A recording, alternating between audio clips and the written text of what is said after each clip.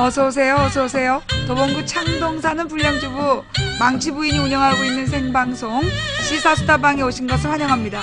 반갑습니다. 감사합니다. 어서오세요. 후원해주신 모든 분들께 감사드리고요. 예, 방송이 열리자마자 달려와주신 모든 분께 감사드립니다. 그리고 이 시간 추천해주신 845분께 감사드리면서, 그래 뭐 지금까지는 뭐 거의 추천들을 했다고 봐야 되겠죠? 숫자가 왜 비슷하지? 야, 한 100명 정도가 안 하고 버티고 있구나. 그래, 980명 중에서 874명, 100명은 오늘 밤 녹색 설사할지어다. 어서오세요, 어서오세요. 망치부인입니다. 전 했어요. 네, 알았어. 한 사람은 괜찮어. 추천한 양반들은. 예, 다음번에 그 사랑하는 사람과 더 잘 될지어다.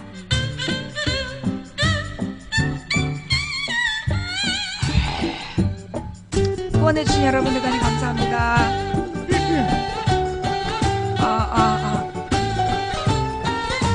목이 월요일은 좀 나아져야 되는데, 예, 월요일 오전이라서.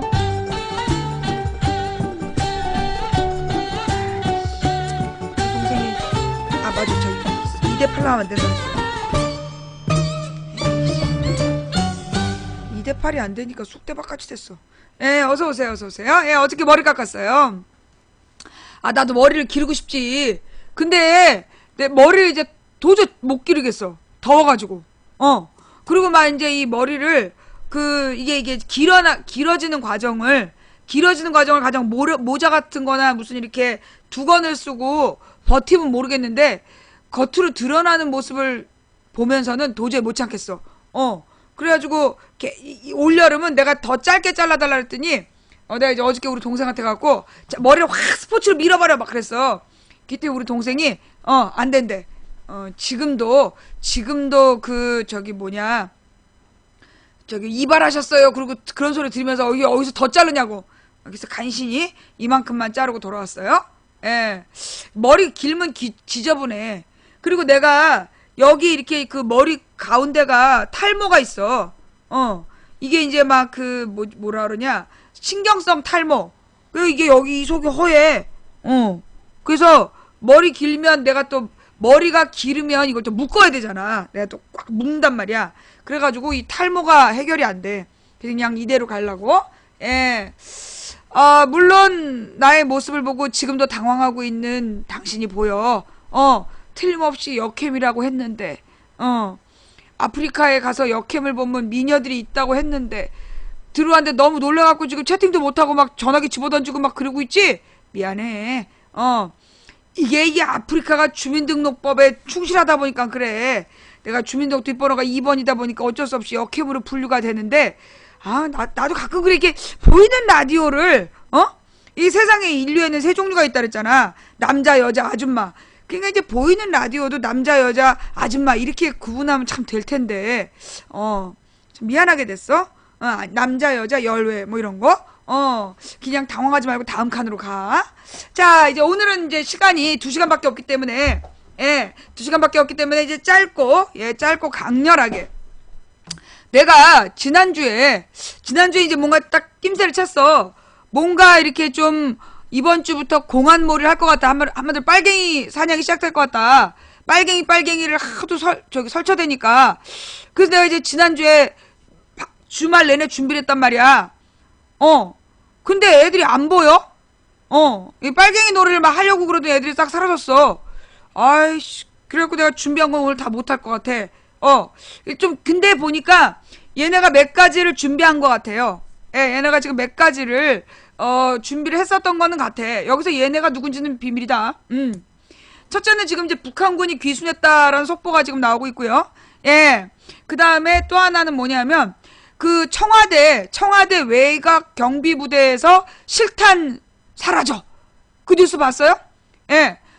청와대 외곽 경비부대에서 실탄이 5발이 사라진 거야. 389경 권총에 6발인가? 근데 실탄 4발에 공포탄 1발. 야, 이거 실탄 4발. 와, 뭔가 생각나고 막 그러잖아. 4월 중순에 2달 전에 2달 전에 그랬대. 2달 전에. 근데 이게 왜 오늘 나왔을까 뉴스로? 아니 청와대 경비부대에서 실탄 4발에 공포탄 1발까지 사라지는 사건이 벌어졌으면 이 굉장히 심각한 문제 아니야. 그런데 그게 4월 중순에 뉴스에도 안 나왔어. 2달 전 4월 중순 뉴스 잘 봐봐. 근데 그 실탄이 어디서 발견됐냐? 소원 수리하면서. 그 사라진 실탄 4발이 그럼 지금까지 발견이 안 됐냐? 그게 아니라 그날 저녁 사라졌다는 날, 그러니까 이게 이제 한 팀이 한 부대가 경비를 섰어. 그리고 얘네들은 이제 교대하고 간 거야. 다음 팀이 경비를 서다가 발견한 거야.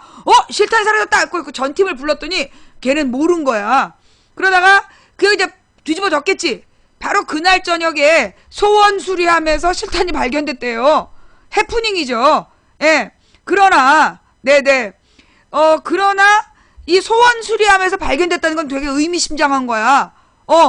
누군가 이제 그 학대당하는 부하 군인이 앙심을 품고 그랬을 수도 있다는, 뭔가 이렇게 내가 이건 일종의 시위성이죠. 너네 봤지 이런 거. 뭔가 이제 근데 그런 가능성이 있다는 거야. 굉장히 심각한 뉴스인데 대통령을 경호하는 외곽부대에서 실탄이 4발이 사라지는 초유의 사태가 발생했는데 이게 2달 만에 뉴스가 나왔다는 거. 나는 그게 더 충격이야.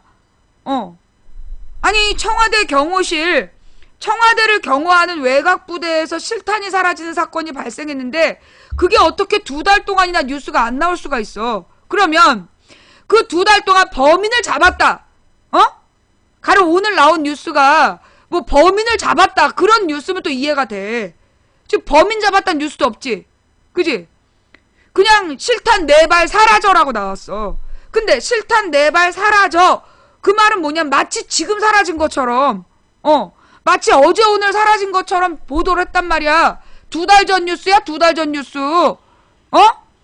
이거 뭐겠어요. 내가 볼 때는 이거 지금, 그러니까 이제 일단 왜 지난 주말에 막 빨갱이 간첩 얘기를 하는 애들이 대폭 늘었을까? 그 생각보다 오늘이 6월 15일이야. 오늘이 6월 15일. 6.15 15주년 되는 날. 6.15 선언 15주년 되는 날이라서 그래서 이제 빨갱이 사냥을 하려고 했던 거야. 그랬는데 이제 빨갱이 사냥으로 막 해가지고 그 김대중 김정일의 김정일과 김대중 대통령의 그 정상회담을 막 비하하고 막 그러려고 애들이 준비를 했는 모양인데 내가 준비한 메뉴가 많다 그랬잖아. 그래서 애들이 포기했나 봐. 내가 할 말 많은데. 왜 그랬어? 계속 하지. 2000년 6.15 남북 공동선언 15주년 기념일이에요. 오늘이. 김대중 김정일이 만났다고 이 빨갱이라고 이제 막 욕하고 싶었을 텐데 김정일을 만난 또 한 사람이 있잖아. 알지? 김대중 대통령은 대한민국 정상으로서 만났는데 정상도 아님시롱 가가지고 만난 있잖아. 그지? 자 이제 나온다. 또 이제 핵대중? 여기서 이제 나오는 거야. 자 김정일이랑 만나가지고 뭔 얘기했는지 아직까지 비밀이잖아.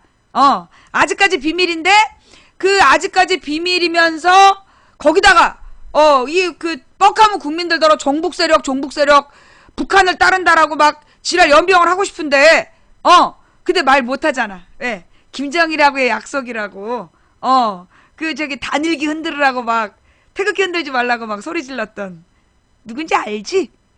내가 이제 그와 관련된 자세한 내용은 혹시 또 빨갱이 몰이가 시작되면 그때 자세하게 우리가 까도록 하고. 자 이제 오늘은 일단 네네 내가 준비했던 이 새끼들이 진짜 바람 빼고 있어. 자 넘어갈게요. 자 오늘은 이제 6.15 이 15주년 기념일인데 맨 마지막 부분에 다루도록 할게요. 우선 지금 일단 하나 궁금한 게 있는데 어저께 동대문에 떴잖아요.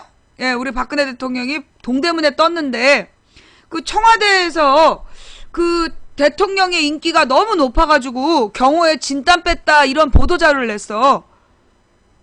진짜예요? 나 지금 이제 그 동대문 상가 쪽에 계신 분들한테 빨리 연락 좀 해봐. 그 대통령의 인기가 막 너무 높아가지고 막 경호에 진땀 뺐다. 그런 뉴스를 이렇게 청와대에서 뿌렸더라고. 인기 때문이야? 진짜? 에이, 아닌 것 같은데. 응. 경호 때문에 진땀은 뺐겠지. 경호는 해야 될 거 아니야. 대통령인데. 거기 갔다 뭐 맞아. 어떻게 해. 근데 이제 경호에 진땀 빼놓고 이제 인기 때문이라고 뻥치는 거지? 또 구라 아니야. 니는 입말려면 구라잖아. 물론 우리가 이제 이참에서 이제 시간만 많다면 참 청와대 구라의 역사 한번 참 살펴보면 좋은데, 이명박 때부터. 자, 일단 기사 잠깐 볼게요. 예.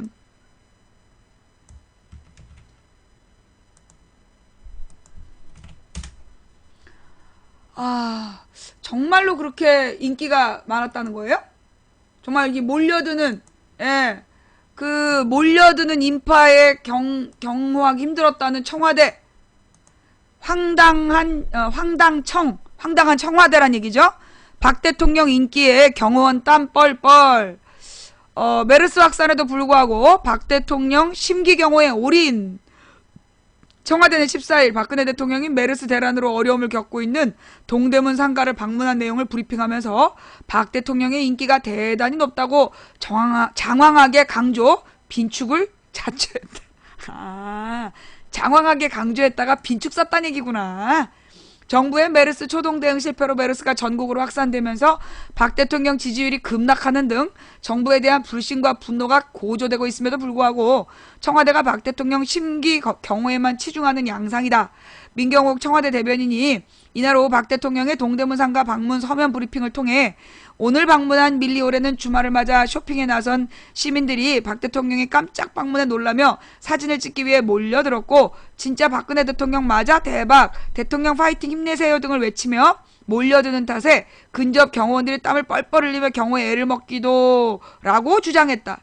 민 대변인은 이어 시민들은 대통령이 움직이는 곳을 따라다니며 사진을 찍거나 응원을 해주었으며, 많은 시민들은 에스컬레이터 주변에서 에스컬레이터로 이동하는 대통령을 직접 보기 위해 기다렸다며, 시민들은 연신 휴대전화 셔터를 눌러대며 촬영을 했고, 아이들과 함께 온 엄마 아빠들도 아이들에게 대통령을 보여주기 위해 안거나 목마를 태우기도 함. 사진 촬영에 성공한 사람들은 기뻐하기도 라고 덧붙였다. 그는 여기서 그치지 않고 상인들은 더운데 우리들을 도와주시려고 일요일인데도 나와주셨네요. 대통령 최고. 다른 바쁜 일도 많으실 텐데 여기까지 와주셔서 고맙다. 중국 관광객들이 많았는데 지금은 너무 없어 어렵다. 너무 어려운데 대통령님이 잘 해결해 주시길 기도한다고 말했다며, 매출 급감으로 벼랑 끝에 몰린 상인들이 한 목소리로 박 대통령을 연호한 것처럼 주장하기까지 했다. 그는 더 나아가 대통령은 1층에서 지하 1층 다시 1층으로 이동하며 20여 개 상점을 들러 상인 및 쇼핑객들과 대화를 나누느라 당초 예상된 방문 시간이 길어졌다며, 대통령은 동대문 상점가에서 원피스 2벌, 머리끈 2개, 머리핀 1개를 구입하고, 머리끈을 어디다 쓰려고 상인으로부터 네잎 클로버 브로치를 선물 받았고, 쇼핑객 중 말레이시아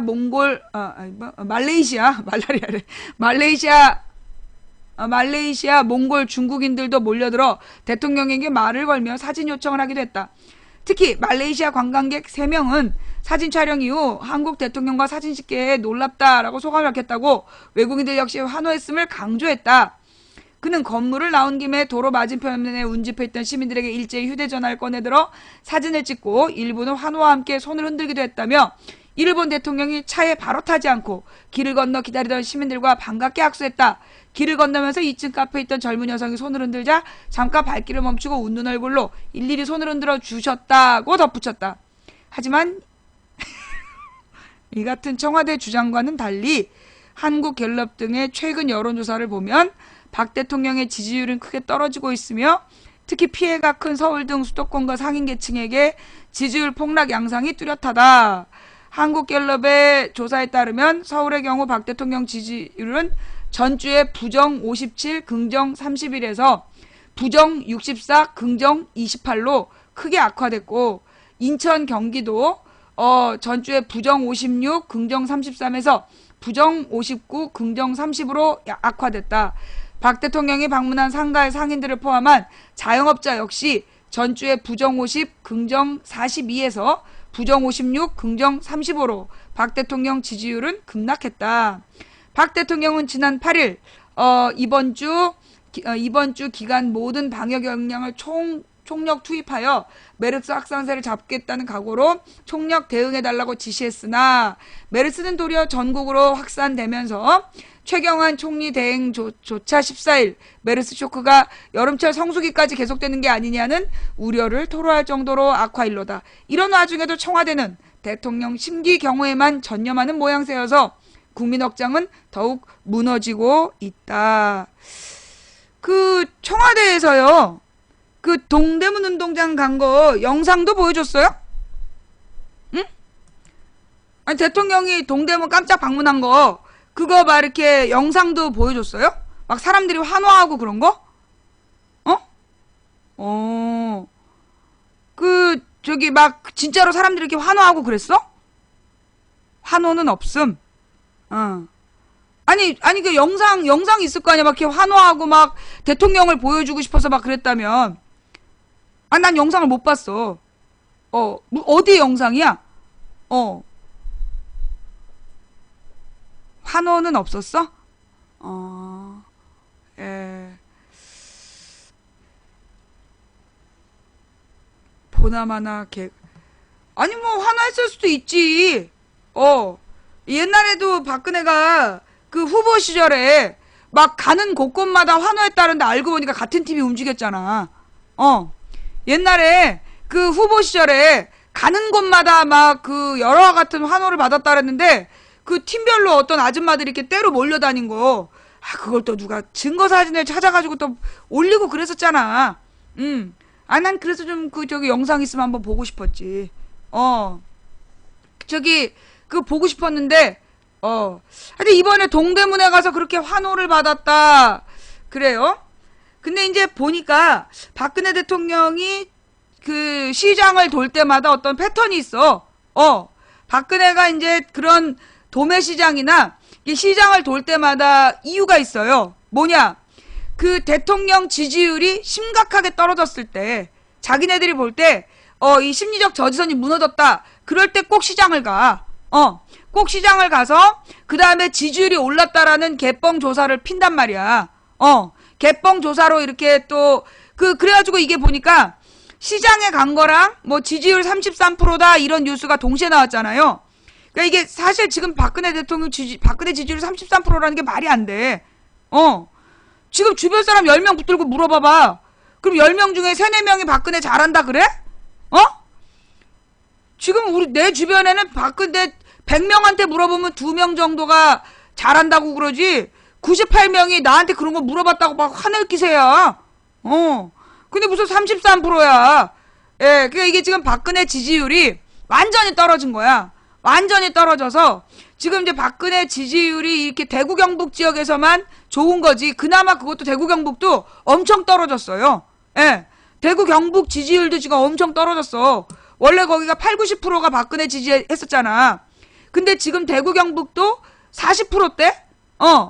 50% 간신히 넘거나 40%대 나와. 그러니까 거의 지지율 절반으로 떨어졌다. 대구 경북에서. 그 나머지 지역은 더 막 떨어졌어요. 예. 대구 경북에서 박근혜 지지율 8, 90% 나왔었어. 물론 후보 시절에. 후보 시절에는 그랬는데 지금은 그게 절반 정도가 떨어졌어요. 예. 대구 경북이 왜 그랬냐 하면 박근혜가 대통령이 되면 그 대구 경북의 경제가 살아날 거다. 왜냐하면 대구 경북 사람들의 심리가 뭐가 있었냐. 옛날에 대구 경북 출신의 대통령이 박정희 전두환 노태우였잖아. 그러니까 박정희 전두환 노태우 때 대구 경북이 아주 호황을 누렸거든. 전국에서 제일 잘 살았어. 그러니까 이제 대구 경북이 박근혜가 대통령이 되면 그 당시에 호황을 다시 누릴 거라고 생각한 거야. 그래가지고 이제 박근혜가 대통령만 되면 대구 경북 경제 살아난다 이런 기대감이 있었대요. 근데 이게 박근혜가 대통령이 돼도 나아지는 게 없잖아. 지금 대구 경북 지역에 나아지는 게 없어. 그래갖고 지금 대구 경북에서도 박근혜에 대한 불만이 굉장히 높아진 거야. 그래서 구미? 구미 쪽만 제외하고는 거의 분위기가 지금 뭐 박근혜에 대해서 대놓고 칭찬한 사람은 없는 분위기다. 예. 그런 지금 분위기죠. 네. 아, 전두환이 경남이었나? 저기, 뭐야, 근데, 전두환 노태우도요, 대구 경북 세력이라 그랬어. 대구 경북 세력이라 그랬지? 예. 그니까는 전두환 노태우 때까지만 하더라도 대구 경북이 엄청 많은 지원을 받았고, 지금도 국가의 건설 예산이나 이런 거 제일 많이 가져간 데가 경북이야, 대구 경북. 대구 경북, 뭐, 포항 일대 이런 데가 제일 많이 가져가요. 전두환이가 대구 무슨 공고 출신인가? 하여튼 거기 대구 출신이야. 고향은 뭐, 합천인가 그런데, 예. 고향은 합천인가 그런데, 대구가 세력 기반이야. 그래서, 전두환 노태우 때까지를 TK 세력이라 그랬어. 그러다가 김영삼이 대통령 되니까 PK 세력이 떴다. 그러면서 이제, 부산 쪽 사람들이, 우리는, 김영삼이랑 같이 우리도 부산도 발전해보자! 이랬는데, 잘 안 됐지. 갑자기 뜰 때, 갑자기 성장하던 그때를 놓쳤기 때문에, 아무리 대통령을 바꾼다 그래도, 그게 안 되는 거죠. 그치, 이명박이 대구 경북이었는데, 포항도 경북이야. 포항도 경북인데, 대구 경북에, 물론 이명박 때는 돈 엄청 갔죠. 이명박 때, 이명박 형이 가져간 돈이 몇 조 원 돼. 이명박 형이 인구 50만짜리 포항에다가 몇 조 원을 쏟아부었어. 그런데 그 몇 조 원이, 다 건설 예산인 거지. 내가 뭐라 했어? 건설 예산은 실제 주민들에게 도움되는 예산이다, 아니다. 이게 건설 예산 막 따왔다라고 되게 자랑하는데요. 실제로 이 건설 예산은 주민들에게 도움되는 예산이 아니야. 이게 왜냐하면 이제 이 건설을 해가지고 옛날에는 건설을 하면 그 지역 경제가 살아났어. 왜냐하면 이제 건설을 하면서 일자리가 늘어나는 거거든. 그것도 이렇게 저급 일자리, 그러니까는, 임시 일자리지. 그러니까 정규직이나 이런 좋은 일자리가 늘어나는 건 아니지만, 왜 건설을 하면 경제가 살아났냐? 이 경제가 위축되는 이유는 뭐냐면 소비가 위축되는 거거든. 소비가 위축돼서 경제가 위축되는데 건설을 하게 되면 가장 말단에서 그러니까 그날 노가다 뛰는 사람, 한마디로 쉬운 말로 노가다 일자리가 확 늘어나는 거야. 그러면 노가다 일자리가 늘어나면 그 노가다에 오는 사람들이 누구냐?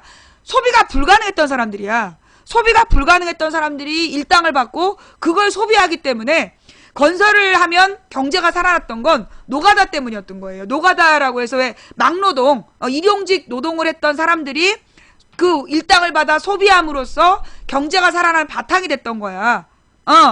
그런데 요즘은 건설하면 뭘로 해? 주로 기계로 하잖아. 옛날에는 건설을 하면 층층이 다 일용직 노동자들이 벽돌 지어 나르고 일일이 손으로 벽돌 마감하고 그랬었어. 근데 지금은 건설을 하게 되면 다 조립식인 거야. 철제 빔 세우고, 그렇잖아요. 철제 빔 세우고, 그 다음에 이렇게 조립식으로 들이붓고 막 이래. 그래갖고 건설을 해봤자, 기간도 되게 짧아지고, 대기업의 건설 공법으로 이용을 하다 보니까, 사람이 들어가는 일자리가 별로 없는 거야. 근데 요즘에 아파트를 때려짓고 그래도 별 도움이 안 되는 거야. 그게 뭐 때문이야? 건설의 기계화. 조립식 건물이 늘어나고, 그 다음에 이렇게 짜맞춤 건축 공법이 나타나면서, 실제로, 일용 노무자의 수요가 줄었어. 그러니까 그만큼, 소비가 안 됐던 사람들, 그 사람들 돈이 궁했던 사람들이기 때문에, 돈이 들어가면 전액 써버린단 말이야. 그러니까 소비가 확 살아났지. 근데 지금은 그렇게 안 되는 거야. 그러니까 이제 지금 같은 경우에는 건설 경기가 워낙 건설을 해봤자 도움이 안 되는 이유가 그거라고. 근데 계속해서 건설이 살아야 나라가 산다. 그리고 경제가 산다. 이런 뻥을 계속 쳐요. 그러면서 계속 건설 예산을 늘려. 이유가 뭐야? 건설 예산의 상당 부분이 커미션으로 주고받기 때문에. 국가에서 어떤 건설을 한다. 그러면 그 건설에 대해서 지자체나 국가가 건설을 하면 그 대기업이 수주를 해. 지네는 커미션만 먹고 하청업체에 줘버려. 그럼 하청업체는 또 커미션 먹고 삼청을 줘버려. 그러면 삼청 같은 경우에는 실제로 그 자재비에도 미치지 못하는 돈으로 건설해야 돼. 그러다 보니까 자재를 빼돌리고 그런 비리가 생겨서 부실건설이 생기기도 하고 문제가 생기는 거죠. 결국은 거기서 만들어진 커미션들이 뭉터기로 부정 정치 자금으로 들어가는 그런 문제가 있어요. 그래서 건설 예산을 늘리는 그 정치인은 좋은 정치인이 아니다. 그걸 분명히 알아야 돼. 그럼 좋은 정치인의 기준은 뭐냐? 복지 예산을 얼마나 늘리는가? 교육 예산이라든가 아니면 의료 예산, 의료와 교육에 대한 예산을 늘리는 그런 정치인이 좋은 정치인이다. 자, 말 조심하시고요. 예. 자, 일단 이제 한 가지 궁금했던 이야기. 정말로 동대문 상가의 밀리오레 상인들의 박근혜 대통령에 대한 박근혜 대통령 방문으로 그 밀리오레 막 이렇게 장사가 잘 되나 봐요? 예. 밀리오레 상인들의 반응이 매우 궁금해요. 예. 대통령이 그 밀리오레 가가지고 그렇게 휘저어 주셔가지고 장사가 지금 잘 되고 있는지. 예. 그래서 그 동대문 상인들이 매우 감사하고 기뻐하고 있다. 특히 이렇게 대통령한테 고맙다라고 많은 얘기를 하셨다는 밀리오레 상인들 누구신지 궁금하네. 그죠? 예. 자, 그럼 이제 오늘의 중요한 이야기로 넘어갈게요. 지금 현재 메르스 환자 더 늘진 않았고요. 오늘 아침 상황이죠. 예.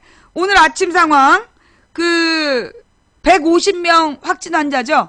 현재 메르스 환자 150명, 그리고 사망자가 2명이 더 늘어서 현재 사망 16명. 그죠?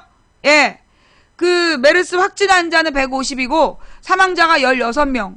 그래서 그러니까 치사율이 다시 10%를 넘어섰다. 그리고 현재 격리 중인 사람이 4,856명. 5,000명 가까운 숫자가 지금 격리 중에 있다라는 거죠. 그죠? 예.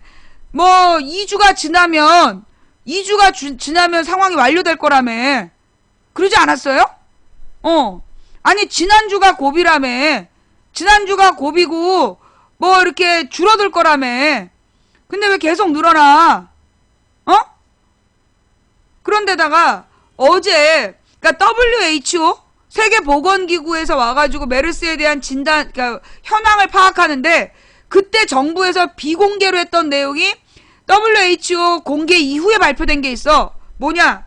삼성의료원에서 두 번째 의사, 35번 환자 말고 137번 환자.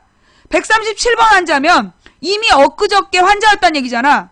그죠? 꼭 내가 그 숫자가 좀 불명확한데 147번이야, 137번이야. 누구니? 삼성의료원 두 번째 의사가 몇 번인지 좀 알아봐줘요. 147이야, 137이야. 이거 좀 확인 좀 해줘봐요. 하여튼 삼성의료원에서 의사가 두 번째로 발견됐고 137이지. 그지? 의사 2명 아니에요? 호송 인력 1명하고 137번. 그러면 이게 문제가 뭐냐면요. 어제 그러니까는 WHO에서 한국이 메르스 대처를 잘했다라고 발표를 했다는 거야. 왜 그랬냐? 그랬더니만 삼성의료원 두 번째 의사는 보고를 안 했대요. 어저께 이미 145명이 확진 환자였어. 그죠? 그러면 137번 환자면 이미 그저께 발견된 환자란 얘기야. 그렇잖아. 그런데 그걸 WHO에 제대로 보고를 안 했다는 거죠. 무엇보다 이 137번 환자인 이 삼성의료원 의사가 확진 전에 15일 동안 진료를 했다는 거야. 15일 동안 진료를 했고, 그 다음에 호송 인력은 뭐냐 하면, 그러니까 응급실에서 얘 입원시켜라. 그러면 끌고 이렇게 옮겨주는 사람 있잖아. 병원 곳곳을 돌아다니는 사람이야. 그 사람도 감염되어 있었는 상태에서 9일 동안 근무했다는 거야. 증세가 나타나고도 9일 동안 일을 했다는 거야. 그 사람이 접촉한 수백 명. 응급실로 들어온 환자들이니까 얼마나 문제가 많은 환자들이야. 예.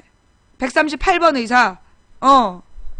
지금 삼성의료원이 매우 심각한 지금 매우 심각한 문제인데, 여러분 지금 그 평택의료원은 자체 폐쇄를 했잖아. 사건 발생 초기에. 그죠? 그러니까 평택의료원이 몇 명 발생했을 때 폐쇄했나 좀 알아봐. 근데 지금 그러니까 현재 환자가 150명 중에 삼성의료원에서 감염된 사람이 72명이야. 그 72명 중에는 외래 진료에 따라왔던 사람도 지금 확진 환자가 있어. 그지? 지금 72명 중에 외래 환자, 응급실이나 직접 접촉하지 않은 그냥 삼성의료원에 그 외래 병동에 왔던 사람들도 지금 확진자가 있단 말이야. 그 굉장히 심각한 상황이야. 그러면 삼성의료원을 폐쇄해야 되는 거 아니야? 그런데 지금 정부 주장은 뭐냐 하면 의료 대란이 걱정되기 때문에 안 된다는 거야. 그런데 지금 실제로 삼성의료원 환자들이 지금 막 딴 데로 지금 도망가고 있는 거잖아. 그죠? 삼성의료원으로 갈 사람들이 지금 안 가고 딴 데로 가고 있는데 의료 대란이 걱정된다고 그러면서 폐쇄를 안 하고 있어. 내가 궁금한 건 부분 폐쇄한 구역이 어디냐고. 어디를 폐쇄했어? 삼성의료원에서 부분 폐쇄한 데가 어디야? 내가 지금 뉴스를 찾아봤는데 어디를 부분 폐쇄했는지 알 수가 없네? 혹시 응급실이야? 아니면 응급실만? 응급실하고 외래를 부분 폐쇄? 그러니까 응급실하고 외래만 부분 폐쇄하고, 그럼 이제 나머지 병상은 그냥 가동되고 있다는? 응급실 외래 입원? 그러면 전체 아니야? 응급실 외래 입원이면 전체 아니야? 무슨 얘기야?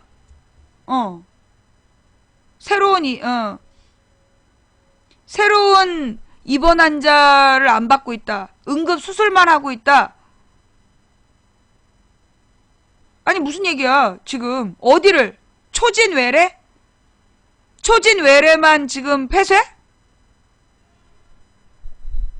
응급 수술만 한다고 들었다. 확실한 거예요? 확실한 거야? 응급 수술을 제외하고는 수술을 안 하고 있다. 이 부분 폐쇄 이 기사에 어디를 폐쇄했는지 나와요? 내가 아침에 못 찾았구나. 잠깐만. 부분 폐쇄 이거 정확하게 알아봐야 돼요. 진짠지. 예. 메르스 의심 증상에도 불구하고 9일간 환자 이송을 담당했던 직원이 확진 환자 판정 나면서 비난 여론이 비등하자 삼성 서울병원이 결국 부분 폐쇄 결정을 내렸다. 13일 밤 메르스 총력 대응을 위해 부분적인 병원 폐쇄 조치에 준하는 특단의 대책을 시행한다고 밝혔다. 이에 따라 이 병원의 외래 및 입원 응급실 진료가 이날부터 전면 중단됐으며 수술 역시 응급 상황을 제외하고 중단하기로 했다. 또한 입원 환자를 찾는 문병도 모두 막기로 했다. 이와 함께 이 병원은 감염된 모든 메르스 환자의 진료를 끝까지 책임지겠다라고 약속했다. 그래서 자기네 병원 의사가 증상이 나타나니까 보건소로 연락을 하랬구나. 보건소로 가라고. 그동안 야당과 시민단체 등에서 폐쇄 요구를 일축해온 병원 측이 사실상 폐쇄 조치에 준하는 부분 폐쇄 결정을 내린 것은 병원의 환자 이송 담당 직원이 메르스 의심 증상임에도 불구하고 9일간 근무를 하다가 확진 환자로 판정되면서 응급실의 병원 전체로 메르스가 확산됐을 가능성이 농후해졌기 때문이다. 그러니까 이 이송 환자가 왜 응급실에 들어가 본 사람 알아? 나는 응급실에서 병원으로 입원을 많이 해봤기 때문에 보통 누워있는 환자를 이송해주는 병실까지 이렇게 끌고 가고, 그리고 응급실에 온 사람들을 검사받으러 끌고 다니는 사람이 있어. 그 사람이 지금 확진 환자였다는 거 아니야? 그러니까 상태가 위중한 환자들을 9일 동안 만났기 때문에 이게 굉장히 심각한 거잖아요? 예. 자, 그 다음에 중앙메르스관리대책본부의 즉각대응팀도 137번 환자의 확진으로 삼성 서울병원의 응급실, 병동, 외래 등에서 다수 접촉자가 발생했다며 접촉자를 신속하게 파악하고 이에 대한 적절한 대책을 시급히 수립할 필요가 있다며 병원 측의 폐쇄를 압박했다. 즉각대응팀은 이어 접촉자를 즉시 파악하고 이들을 관리하기 위해 특별대책을 즉각 수립하라면서 이 대책에 따라 메르스 접촉자 관리 및 환자 진료 등 필요한 조치를 즉각 이행하고 뭐 즉각 하고 촉구했다. 촉구한 거네. 이송 요원의 메르스 확진 이후 입원 중인 밀착 접촉자 37명은 1인 격리를 12일 밤에 완료했고 이로 인한 간접 접촉자 127명에 대해서도 1인실 격리를 진행 중이고 확진 전 접촉자 직원 52명도 모두 자택 격리했다고 보고했다.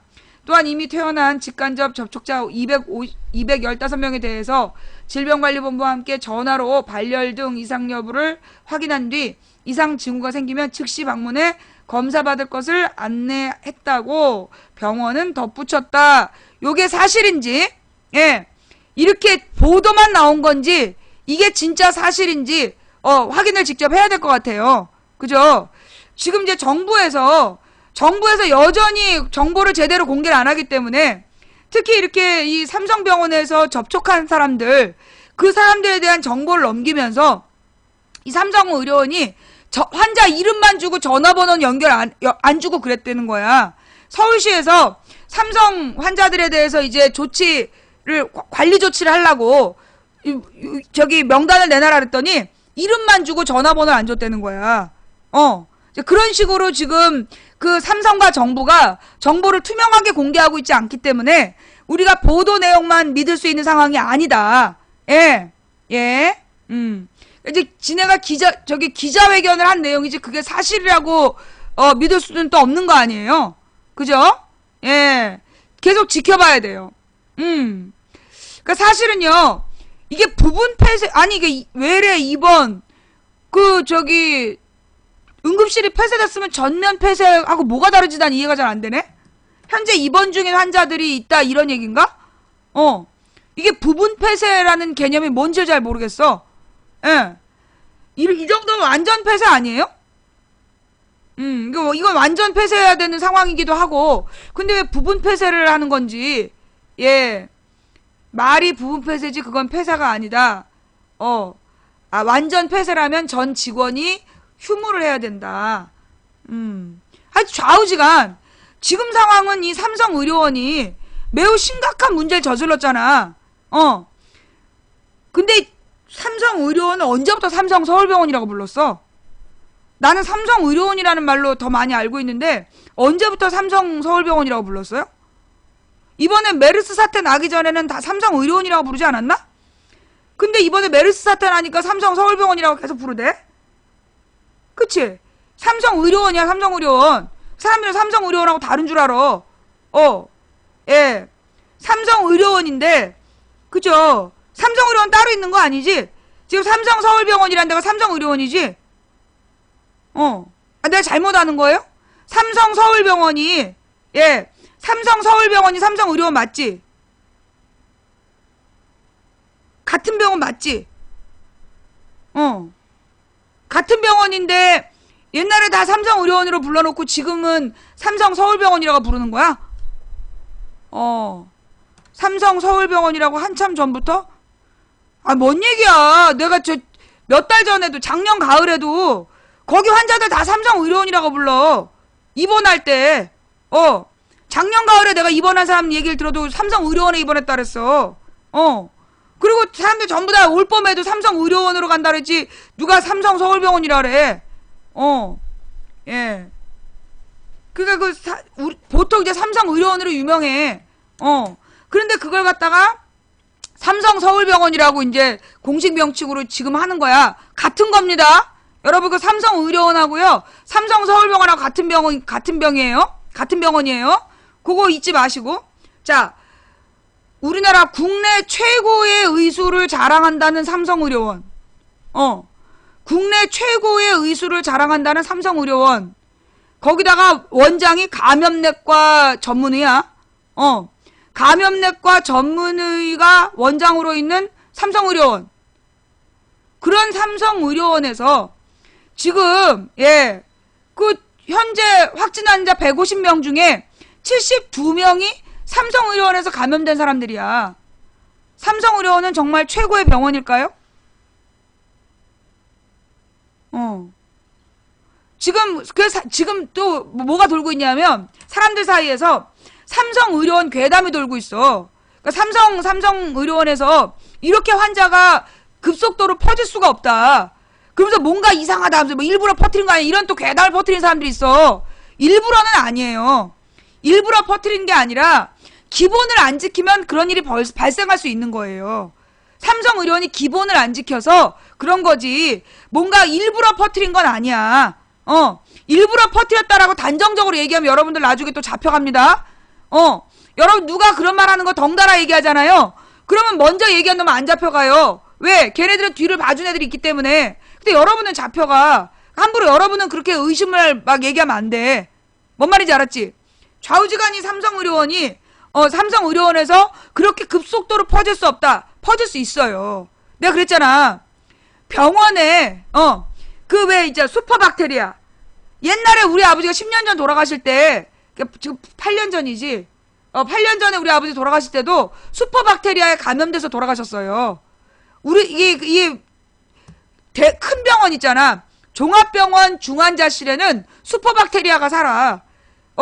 그래서 매번 이렇게 갈아입을 옷을, 종이로 된 옷 있잖아. 종이로 된 전체 옷을 갈아입고, 그 다음에 일회용으로 버리고 그러잖아. 일회용으로 버리는 이유가 그 슈퍼박테리아 때문이야. 그러니까 병원이 사실은 이게 중환자실에 들어갔다가 일정한 기간이 지나면 중환자들이 죽는 이유. 그게 왜 그러냐 하면 슈퍼박테리아 때문이에요. 옛날부터 슈퍼박테리아 때문에 많이 죽었어. 그리고 사실은 이제 병이 병원에서 많이 옮아. 내가 그랬잖아. 지난번에 왜 첫 번째 지난주인가? 그 1일인가 2일에 병원에 방송하면서 내가 1일인가 2일에 방송하면서 인턴 얘기했잖아. 인턴들이 경무에 시달리고 모든 환자를 경계 없이 만난다. 그래서 실제로 이 감염성 질환은 그런 의료진들에 의해서 많이 전염이 되는 거야 원래. 그래서 특히 조심을 해야 되는 거지. 근데 이게 지금 메르스 같은 경우에는 세계보건기구에서 올 봄에도 메르스 확산 의심된다. 조심해라. 그런 경고가 있었다며. 그래서 우리 정부 차원에서도 메르스에 대한 무슨 대응 훈련 한 거라며. 근데 그 대응 훈련 하고 있는데 막 환자가 생기고 죽어가고 그런 거야. 근데 박근혜는 여대생들이랑 돌아다니면서 사진 찍고 막 그런 거고.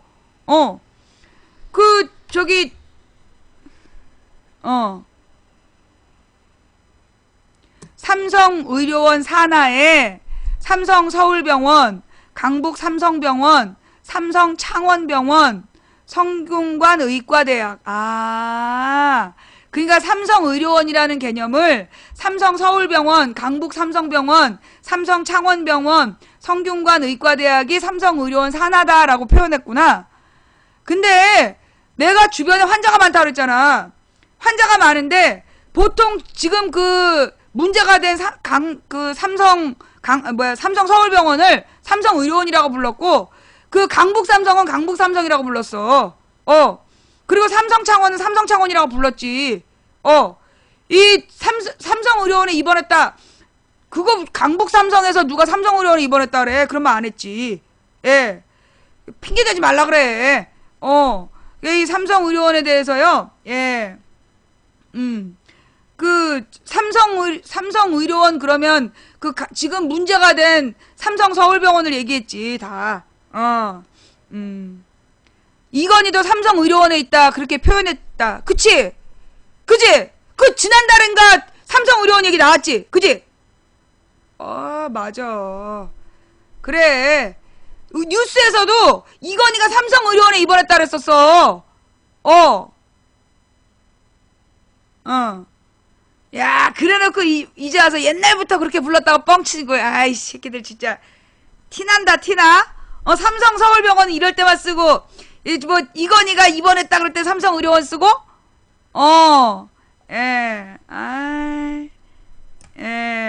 자, 예. 아니 이게 명칭의 그 심리학이에요. 내가 그랬잖아. 여러분 생각해봐요. 새누리당 의원이 잘못하면 실명만 나와. 새누리당 뭐뭐뭐란 얘기도 안 해. 실명만 나와. 그니까 뭐 가령 뭐 저기 누구니 안상수 아니면 걔 누구였어 홍문종 이런 식으로 이름만 나와. 그런데 새정치연합에 누가 잘못하면 새정치연합 국회의원 누구누구 이렇게 나와. 아니면 야당 국회의원. 이거 봐요. 새누리당 국회의원은 새누리당인 걸 기사 찾아봐야 알 수 있어. 제목으로는 절대 안 가르쳐줘. 실명만 얘기해. 근데 새정치연합의 국회의원이나 누가 잘못하면 야당 국회의원 이렇게 써. 그래서 새정치연합 의원들 전체에 대한 이미지를 격화시키는 거야. 그 다음에 그 새누리당 쪽 사람들이 뭐 기초의원이 잘못했잖아. 그럼 아예 그 도봉구에 있는 한나라당 구의원이 사고를 쳐도 도봉구 의원 이렇게 얘기하고 그 다음에 그 신안군 의원도 한 명이 잘못한 건데 그 사람 무죄 받았어? 근데 신안군 의원 이렇게 얘기해. 아니 왜 새누리당 국회의원만 한 사람 이름 불러주고 나머지는 야당 그럼 뭐라 하는 줄 알아? 국회의원은 워낙 지명도가 높기 때문에 이름을 부른대. 아 그러면 야당 국회의원의 야당이 이름인가 보지? 아 성이 야고 이름이 당인가 보구나. 새누리당 국회의원은 이름만으로도 인지도가 있어갖고 이름만 쓰고 야당 국회의원은 이 성이 야고 이름이 당이야? 그래서 야당 국회의원이야? 이게요 이름을 통해서 이미지를 나쁘게 만드는 이름을 통해서 이미지를 나쁘게 만드는 이게 일종의 보도지침이야. 일종의 이 언레기들이 만들어내는 언론이란 이름의 쓰레기들이 만들어내는 그 이미지 전술인 거죠. 예. 자 가령 예를 들어 이런 거야. 김한길 보좌관 출신의 뭐 정치평론가가 박근혜를 저 타고난 싸움꾼이다.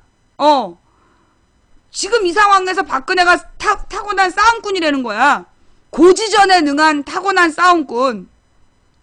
표현이 굉장히 멋있잖아. 그죠?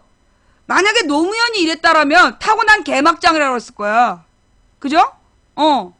박근혜를 타고난 싸움꾼이라고 불러줘서 그 이미지를 업시키는 거야. 뭔가 박근혜가 뭔가 이렇게 뭐라 그러나 정치적 리더십이 있는 사람인 것처럼 보이는 표현이죠. 그게 이제 단어가 주는 심리학이야.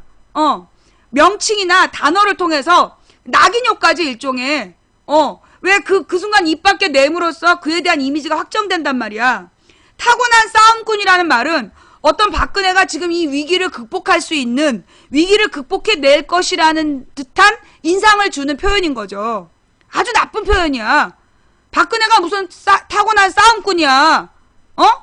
타고난 투정꾼 내지는 타고난 남탓꾼 타고난 막장이란 말이면 몰라도 무슨 싸움꾼이야. 예. 그러니까 이게 언어를 그러니까 뭐라 그러나 말을 통한 이미지 작업의 한 축인 거예요. 그걸 또 막 보도 중이잖아. 타고난 싸움꾼이라고. 아주 지랄들이야. 무슨 타고난 싸움꾼이야. 타고난 개막장이지. 뻑하면 남탓. 영혼 없는 이벤트. 그 다음에 인기 높단 개뻥. 그거 지금까지 몇 번째야. 사고 날 때마다. 뻑하면 시장 갔다 오고. 그래서 지지율 올랐다가 뻥치고 말이야. 벌써 오늘 지지율 올랐다는 기사가 아마 지금 준비 중일 거야. 그지? 끼고 자빠졌어. 자, 좌우지간. 얘네들이 이런 식으로 그러니까 이번 메르스 사태에 대해서요. 절대 삼성의료원이란 말 안 써. 이건희 입원했을 때는 삼성의료원이란 말을 남발하던 언론이 이번 메르스 사태에 대해서는 삼성의료원이란 표현 안 써. 삼성서울병원이란 표현을 써.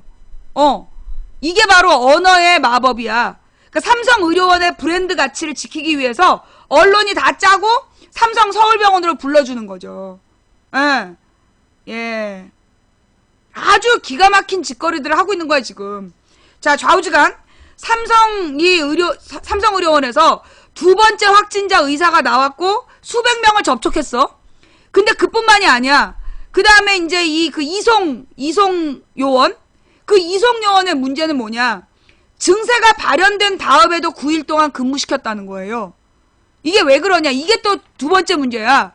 이게 삼성의료원 어마어마한 뭐 병원 인력이 근무하고 있다. 3,000명이 2,944명이 비정규직이었대. 하청업체.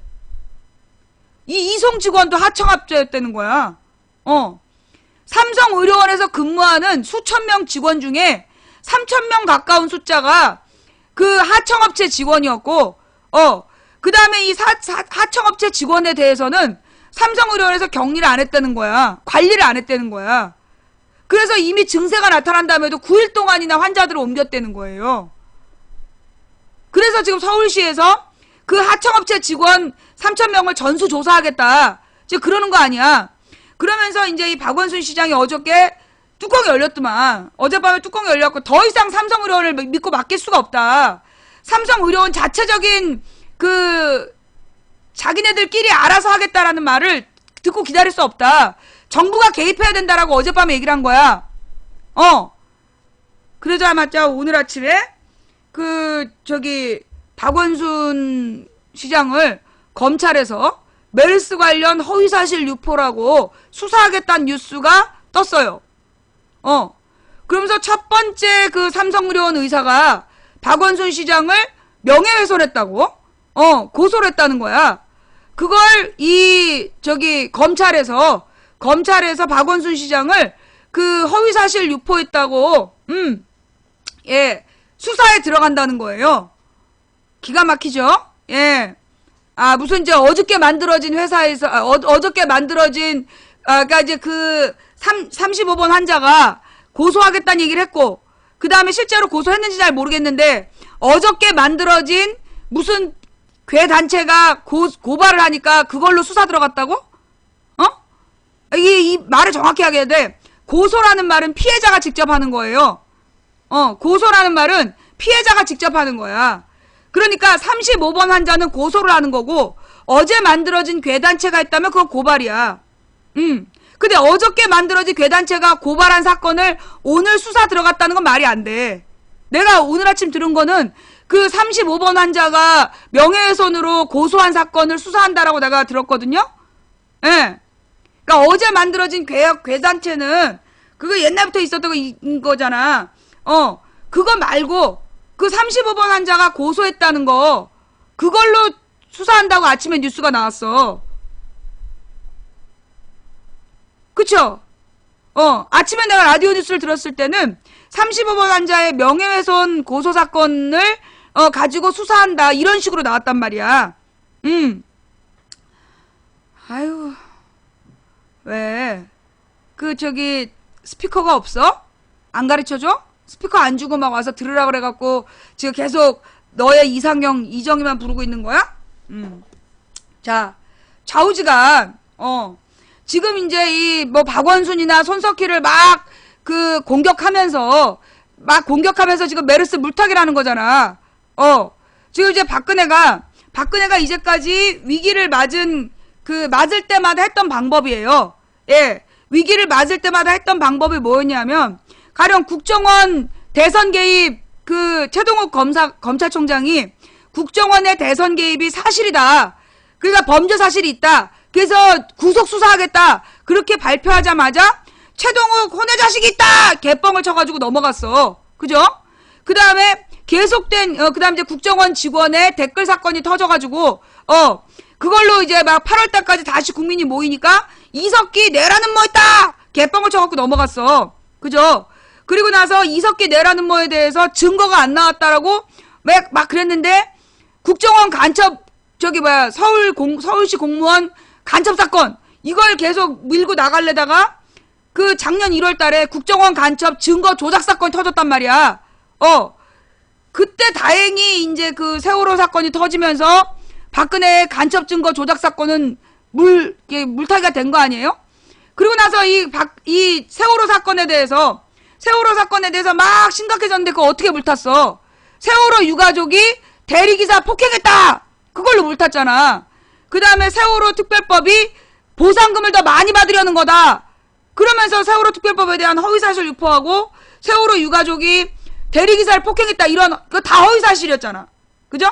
허위사실을 유포해갖고 세월호 유가족들을 국민들로부터 욕먹게 만들고, 그래서 이제 물타기를 했던 거 아니에요. 그죠? 그 다음에 나머지 덮어씌우기. 예. 국정원 여직원 댓글 사건을 문재인한테 덮어씌워가지고, 문재인이 납치 감금을 했다, 이러면서, 미행을 하고 감금을 했다 덮어씌워가지고 대선 치르고, 그 다음에 대통령 선거에서도 지가 불리하니까 노무현이 NLL 팔아먹었다 거짓말해갖고 대선 치르고, 그리고 나서 이석기 내라는 뭐죄라고 막 뻥카 쳤다가 그거 대법원에서 내라는 뭐 아니다, 아로는 없다, 이랬던 거 아니야?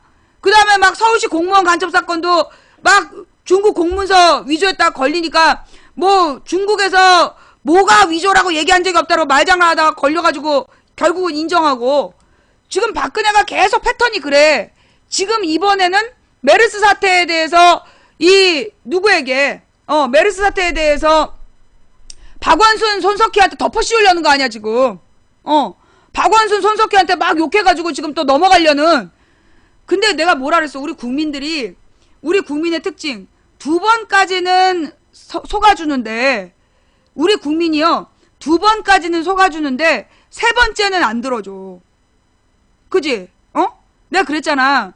우리 국민들이, 그니까 이게 우리 국민만이 아니야. 왜 그 양치기 소년의 거짓말 얘기, 그것도 그렇잖아. 2번 거짓말했을 땐 사람들이 속아주지만 3번째 거짓말에 속아주지 않는다는 얘기가 있었잖아요. 예. 그 유병원이 시신 발견했을 때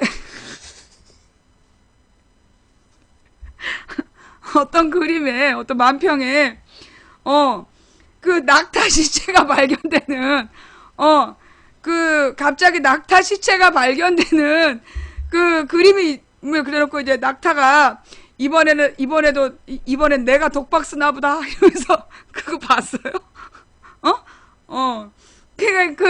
그 그림 좀 갖고 와봐. 그 그림 좀 사진 게시판에 올려봐. 그니까 그 세월호 때 유병원으로 진짜 먼저 물타기를 했잖아. 그래서 막 유병원만 잡으면 된다고 한 달을 떠들었다가 유병원 시신이 발견됐잖아. 유병원 시신이 발견돼가지고 유병원 시신이라 했는데 그때 막 어르신들이 막 화를 내면서 안 믿어갖고 나 되게 당황스러웠다고. 그거 빨리 좀 올려봐봐. 저기 사진 게시판에 아니면 저기 링크라도 올려봐. 빨리 보게. 막 나 보고 싶어서 막 몸이 근질거려. 불쌍한 낙타 그림. 좌우지가 그때도 이 세월호 사건이 발생한 게 4월 16일이에요. 근데 유병원 얘기가 처음 뉴스에 나온 게 4월 20일이야. 4일 만에 유병원 얘기를 하기 시작해. 유병원 시신이 6월달인가 발견되잖아. 그때까지 유병원만 잡으면 된다는 식으로 계속 떠들었어. 그런데 이미 발견됐을 때 썩은 지 한 달은 넘어 보이는, 몇 달 돼 보이는 시체를 갖다가 이제 유병원 시신이라고 막, 그래갖고 사람들이 막 안 믿고 막 난리가 났었잖아. 그 유병원도 사실은 뭐 때문이었냐. 그 이전에 5대양 사건이라는 걸 80년대 말 90년대 초 정권이 위기 때마다 5대형 사건을 터뜨려갖고 그걸로 넘어갔던 거야. 그걸 넘어갔던 게, 그걸 경험했던 어른들이기 때문에 유병원 얘기를 또 하고 유병원이 죽었다 그러니까 안 믿는 거야. 그랬었어요. 예. 잠깐만요. 이게 중계방이 생겼군요. 예. 하여튼 누구의 박근혜의 물타기는, 내가 볼 때 지금 이제 이 박근혜의 물타기가 그렇게 쉽지 않다. 예. 박근혜가 지금 이제 이번에도 박원순 시장한테 덮어씌우고 막 신경질 내가지고 어떻게 넘어가려고 그러는 것 같아. 근데 박원순 기사 댓글에는 전부 다 뭐라 그랬어. 난 그것도 또 웃겨. 내가 뭐라 했어요. 박원순은 건드리면 안 된다 그랬잖아. 박원순 손석희는 건드리지 마라. 너네 역풍 분다. 근데 진짜 박원순 손석희 기사 밑엔 전부 다 정부욕이야. 그죠? 사진 게시판 떴어? 잠깐만. 떨려. 안 떴는데? 잠깐만. 사진 게시판?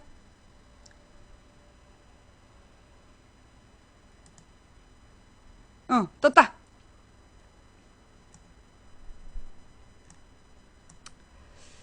속보. 메르스 전파 주범인 북한 낙타를 삼성병원 정원에서 발견. 100골로 발견된 낙타는 국가수 분석 결과 국정원의 입경 기록에 따르면 개성공단을 통해 미입국한 뒤 평택, 오산, 서울 등에서 집중적으로 침을 뱉고 다녔다고 조사. 이거는 이거 누가 쓴 거야? 메르스 주범 100골 변사체로 발견. 방미 연기한 대통령의 총력 대응. 메르스 종결 국면. 예. 이번에는 내가 뒤집었으나, 예. 그러니까 이게 이 원고는 누군가 다른 사람이 썼겠죠. 예, 글은 누군가 다른 사람이 썼고, 예, 이 당황하는 낙타에 예, 정말 이 그림, 낙타 얼굴 모자이크. 아, 진짜 그러네? 낙타 시신이 모자이크 됐구나? 야, 정말, 자, 우리 국민의 이 유머 감각을, 우리 국민의 이 풍자 감각을 어찌, 막으리요. 네. 아니, 그니까 이번에, 저 격리된 낙타들이 한국에서 태어났다며. 중동 구경도 못 해본 낙타들이 지금 격리돼 있다며. 자, 좌우지간. 그래서, 이 이제, 다시 한번 내용을 정리하면, 현재 메르스 환자가 150명 확진, 그 중에 사망자가 16명, 10% 이상의 치사율을 보이고 있는데, 자, 여기부터는요, 그냥 치사율이라고, 약간, 내가 지난주까지는 뭐라 그랬어. 우리가 일단 치사율이라고 공식적으로 표현하기 어렵다. 왜냐하면 병원 내 감염이고, 주로 기저질환, 즉 어떤 중한 질병을 앓고 있던 노인들이 죽은 거기 때문에, 이걸 치사율로 볼 수 없다. 내가 그렇게 얘기를 했잖아요. 그런데 이번 주부터 얘기가 달라져. 왜냐하면, 지금 이 확진 환자 중에 젊은 사람들이 나타나고 있고, 그 다음에 심지어 초등학생도 나타나고 있고, 그리고 무엇보다 기저질환이 없었던 사망자가 나왔어. 예. 지금 기저질환이 없었던 사망자가 나왔다고. 그래서 지금 건강한 청장년층에서 환자가 발생했고, 그 다음에 원래 중한 질병을 앓고 있지 않았던 중환자가 아닌 사람 중에 사망자가 나왔다는 거야. 그래서 이거는 지금 메르스에 대한 모든 공식이 깨지고 있다는 거죠. 예. 메르스에 대한 의사가 3명이에요? 의사 2명 아니야? 잠깐만, 내가 지금 의사 2명까지는 확인했는데 자꾸 삼성의사 3명이라는 사람, 의사가 3명이에요? 이송요원 말고? 그러면 삼성의료원에서 4명이 확진이야, 의료진 중에? 의사 2명에 이송요원 1명으로 알고 있는데, 그러면 의사 3명에 이송요원 1명? 그럼 4명이야, 총? 35번, 62번, 137번. 아니, 그러면 137번은, 아니, 무슨 얘기야. 62번이면 훨씬 더 오래된 환자잖아. 뭐야, 저거. 62번이 삼성의료원 의사? 아, 잠깐, 62번이 삼성의료원 의사예요? 아니, 62번 의사가 삼성의료원 의사야? 아, 내가 무슨 선동을 했어. 네가 감동한 거지. 아, 112에 신고할 놈일세. 그러니까 62번도 의사일 순 있는데 32번이, 그러니까 62번이 삼성의료원 환자는 아니죠? 삼성의료원 의사는 아니지?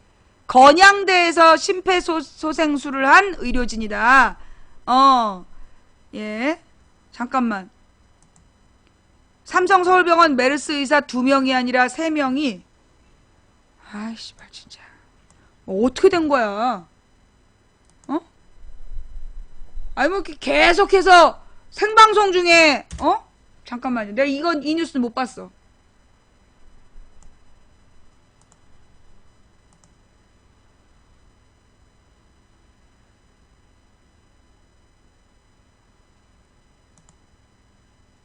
메르스에 감염된 삼성병원 의사가 알려진 것과 달리 2명이 아니라 3명으로 확인됐다.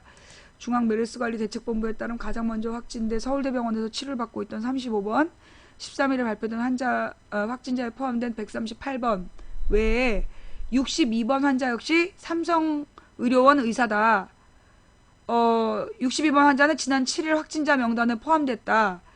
삼성서울병원 슈퍼전파자로 알려진 14번 환자를 직접 진료했는지, 또 이 환자가 14번 확진 후 격리 대상에 포함됐는지는 확인되지 않았다. 지금까지 보건당국의 발표를 종합하면 삼성의료원 의사인 세 환자 모두 응급실에서 14번 환자에게 노출됐고 순차적으로 4일, 6일, 12일에 확진 판정을 받았다. 이 가운데 35번은 알려진 대로 병세가 위중하고 138번 환자는 양호하고 138번 환자의 확진 사실을 발표한 이달 7일과 13일 모두 두 환자가 삼성 서울병원 응급실에 체류했다고만 밝혔다. 반면 다른 의료기관의 경우 확진자 현황을 발표할 때 의료진이라는 사실을 대체로 공개했다. 그러니까 62번, 예. 그 62번 환자가 삼성의료원 의사가 맞았고요. 그걸 이제까지 정부에서 숨겼다는 얘기네. 삼성의료원하고 정부에서 그동안 숨겼다는 얘기네. 이거 되게 심각한 문제예요. 이게 왜 심각하냐 하면, 그러니까 앞으로 벌어질 수 있는 위험이 뭐냐. 지금 계속해서 정부가 그동안 국민을 속여왔던 게 들통이 나고 있어. 그럼 뭐가 문제냐 하면, 앞으로 메르스가 진짜 진정이 돼도 국민이 안 믿는다고. 이 정부가 계속해서 숨겨왔다라는 게 들통이 났기 때문에 정말로 메르스가 극복이 돼도 국민이 메르스에 대한 공포로부터 복구가 안 된다고.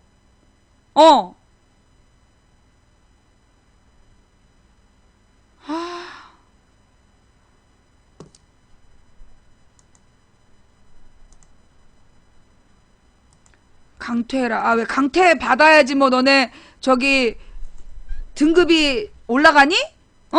아니 왜 이렇게 막 강퇴해달라고 막 저기 애원을 해? 중계방에서 막 강퇴해달라고 막 애원을 하고 난리가 났어. 그래야지 레벨업 시켜준대? 하여간 지금 굉장히요. 이 메르스 사태가 누가 선동을 했어. 네가 감동한 거지. 지금 메르스 사태가 생각보다 지금 심각하게 상황이 진전되고 있는데 우리 정부에서 이 사태를 해결하기 위한 구체적인 노력을 제대로 못하고 있다는 거야. 정확한 노력을. 모든 정보를 공개하고 적극적인 어떤 대처 노력을 해야 되는데 지금 박근혜가 메르스 관련해서 한 짓이 뭐야? 돌아다니면서 쇼만 해요. 메르스 관련해서 대책을 세우라 그랬더니 동대문 시장 가서 쇼핑을 했어. 여러분은 어떻게 생각하세요? 지금 환자가 계속 늘어나고 있고 사망자가 10%가 넘어가고 있고 건강한 청년, 그러니까 30대, 40대 환자가 초등학생까지 늘어나고 있고 그리고 지금 의료진이 그 환자가 있는데 숨기고 있다가 들통이 나는 사태까지 발생이 됐는데 지금 박근혜 대통령이 메르스 관련해서 한 일이 동대문 가서 쇼핑한 거야. 원피스 2번 샀다고 지금 자랑하고 있어. 지금 볼 때 여러분들은 여러분은 이게 대통령의 정확한 그 대처라고 보십니까?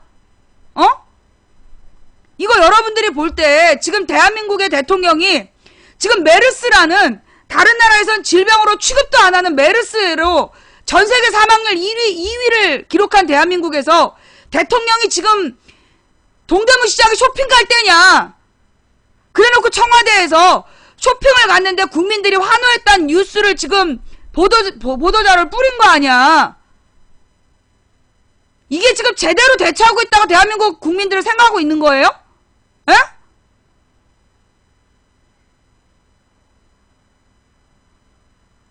만약에 노무현이 이랬어봐. 벌써 탄핵한다고 지랄했겠지.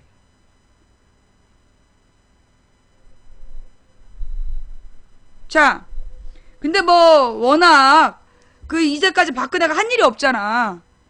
뭐 대통령이 저래서 걱정될 필요는 없어. 왜? 옛날부터 계속 그랬어. 옛날부터 계속 그랬고 지금 이제 지자체별로 이제 상황을 극복해 가고 있는데 좌우지가 이제 박원순 기사 밑에 보니까 박원순을 막 어떻게든지 지금 그 이미지를 훼손시키려고 아주 쌩 지랄들이야. 그게 이제 이 주말에 들어온 제보에 의하면 무슨 목사들이 만든 밴드가 있대요. 목사들이 있는 밴드에다가 박원순이 동성애를 합법화하려고 한다. 그런 글을 어떤 목사가 올렸다는 거야. 그래서 이제 그걸 보고 이거 법적인 처벌받을 수 있다. 빨리 삭제해라. 삭제를 안 하고 버티더라는 거야. 지금 이제 지금 대한민국의 이제 도대체 그 목사들이 누굴까 참 궁금해. 그런 짓거리를 하고 있고, 그 다음에 지금 정부 차원에서는 박근혜는 계속 박원순을 까대다가 안 되니까 이제 검찰을 시켜서 박원순을 이제 수사하라고 그런 거 아니야. 뭐 허위사실 유포했다 그러면서 그 수사에 들어간다. 물론 나는 이 검찰이 정말로 허위사실 유포로 수사를 진짜 할 건지. 근데 내가 말이에요. 내가 소송을 많이 당해봐서 아는데, 보통 이제 누가 이제 고소고발하잖아.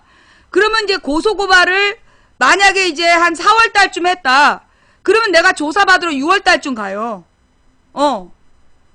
보통 사건이 접수가 되면 그 사건 접수된 게 검찰로부터 통보 나한테 와서 조사받아라 한 데까지 2달은 걸려. 그런데 이번 사건은 굉장히 신속하게 수사하겠다. 그러니까 이게 수사 의지만 밝힌 건지, 예. 나는 물론 지금 이 검찰이 검찰이 제정신이라면 이번 사건을 가지고 뭐 박원순 시장한테 허위사실 명예훼손 이런 주장은 난 못할 거라고 봐요. 지금 그 국민들이 쓴 댓글도 보니까 적반하장도 유분수지. 지금 메르스 잡느라고 바쁜 사람한테 무슨 짓이냐. 이게 지금 대세 아니야? 그쵸? 지금 그러니까 이제 박원순을 수사하겠다는 그 기사 밑에 댓글이, 예, 지금 박근혜가 퍼뜨린 메르스 잡느라고 바쁜 사람을 왜 괴롭히느냐. 이게 지금 대세죠? 그죠? 이게 댓글은, 국민 대세는 그래. 국민들의 대체적인 여론이, 이 박원순에 대해서는 실제로 지금 메르스 잡느라고 바쁜 사람 왜 괴롭히냐고 막 이제 욕하는 분위기예요, 지금. 그럼에도 불구하고, 검찰에서 왜 이렇게 신속하게 박원순에 대한 수사 의지를 밝혔을까? 무엇보다 지금 박원순 시장이 나는 그 애매한 시점, 예. 박원순 시장이 어저께 삼성의료원 더 이상 이대로 둘 수 없다. 그랬기 때문이 아닐까. 예. 이 박원순 시장이 삼성의료원을 이대로 둘 수 없다. 정부에서 개입해야 된다. 보건당국에서 개입해야 된다. 라고 얘기했잖아요. 그러면 이제 이 삼성의료원 입장에서는 굉장히 자기네들이 손해를 보는 거잖아. 굉장히 자존심 상하고 기분 나쁜 거 아니야. 감히 성역인데, 여전히 삼성의료원은 정부가 지금 개입하고 있지 않아. 지금도 성역이야. 삼성의료원에서 150명 환자 중에 72명 이상이 발생했는데도 그래도 성역이야. 그런 삼성의료, 감히 성역을 박원순이 건드린 거죠. 예. 이 검찰이 굉장히 신속하게 수사를 결정했다는 게 팩트예요. 자, 요거하고 별개로 먼 옛날에 검찰과 삼성의 기사가 떠올라요. 뭐냐?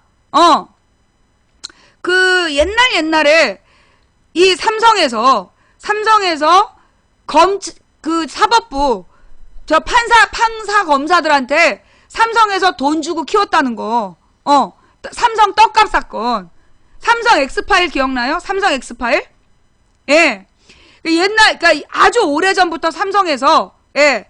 90년대? 80년대, 90년대부터 이 삼성에서 판검사들에게 떡값이라는 명목으로 돈을 주었다는 거 아니야. 그래서 그들을 삼성 장학생이라고 불렀고, 우리는 삼성 떡값 검사라고 부른 거 아니에요? 자, 그런데 그 삼성 떡값 문제, 한마디로 떡값 판사, 떡값 검사들을 수사하라고 그랬더니만 그 황교안이가 그 당시에 그 판검사들을 아무도 처벌 안 하고, 조사 안 하고, 도리어 그걸 공개했던 노회찬만 수사했던 거 아니야. 노회찬하고 몇 명, 돈 주고받은 놈들이 아니라 엉뚱한 사람을, 까발린 사람들을 막 처벌했던 사건이 있었단 말이야. 그게 삼성 엑스파일 사건이었어요. 굉장히 큰 사건이었는데, 그걸 뭘로 덮었냐? 삼성 엑스파일로 덮었어. 아니, 연예인 엑스파일. 삼성 엑스파일 사건이 떠져서 떡값 검사들의 명단, 그것까지 기자회견을 했어. 그때 이제 그 떡값, 진짜로 떡값을 배달했던 삼성 출신의 어떤 변호사가 명단을 공개한 거야. 실제로 삼성에서 관리한 명단이다. 그래갖고 삼성에서 떡값을 받은 판검사 명단이 쫙 공개가 됐었어. 아무도 처벌 안 받았어. 그들이. 그리고 승승장구했지. 계속 승진하고 계속 잘 나갔어. 그 삼성 엑스파일 사건이 터진 게 2005년 6년이에요. 2005년 6년에 삼성 엑스파일이 터졌는데 그 터졌을 2005년인가 그 문제가 터졌을 거야. 그리고 난 다음에 바로 뭐가 터졌냐? 연예인 엑스파일이 터졌어. 예. 연예인 엑스파일이 터져갖고 뭐 아주 그 당시 최고의 인기 있던 여배우가 뭐 언론사 사장하고 분가분가 중에 언론사 사장이 뭐 저기 복상사를 했다 뭐 이런 얘기까지 해가지고 그 연예인 엑스파일이 막 수십 명이 동시에 터졌어. 탑스타들에 대해서. 뭐 최고의 남자 그 연예인은 뭐 무슨 저기 도박빚을 지어가지고 그 무슨 재벌가의 세컨드였던 여자랑 뭐 결혼을 대가로 얼마를 받고 이런 얘기가 막 그때 다 터진 거야. 그때 엑스파일 사건으로 수십 명의 그 탑 연예인들에 대한 엑스파일을 뿌려가지고 그래서 온 나라를 쑥대밭으로 만들어 놓고 그리고 삼성 엑스파일을 덮었어. 그래서 그 당시에 판검사들은 삼성으로부터 돈 받았던 판검사들이 여전히 승승장구했다는 거야. 장자연 사건은 2009년 사건이고 이건 2005년 6년 사건이야. 예. 2005년인가 그 삼성 엑스파일 기자회견이 2005년 가을이에요? 2005년 가을 아니면 2006년이야. 내가 그때 2006년 정도로 기억나는데 그 2005년에서 6년 사이에 있었던 일이에요. 삼성 엑스파일이 터지자마자 그 연예인 엑스파일을 터뜨려가지고 그 사건을 묻었다고. 그리고 그 삼성에서 돈 받고 삼성에서 떡값 받았던 판검사들이 여전히 사법계에서 실세야. 도리어 걔네들이 이명박 박근혜 정부 때 더 잘 나갔어. 그게 하나의 팩트야.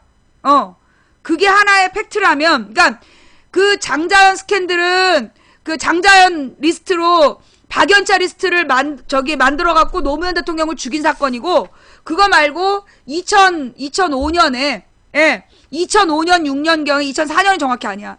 내 기억에 2005년 아니면 2006년이야. 내가 어떤 회의 들어갔을 때, 그때 막 거기 모인 사람들이, 연예인 엑스파일 얘기하면서 정신이 없었어. 내가 그래서 기억이 나는 거야. 2005년 6년. 내가 그 회의 들어갔던 거 그때 2005년 6년이었어. 하여튼, 그러더라. 2006년경이었나 보다. 하여튼 그래서 그 연예인 엑스파일 사건이 몇 달을 갔어요.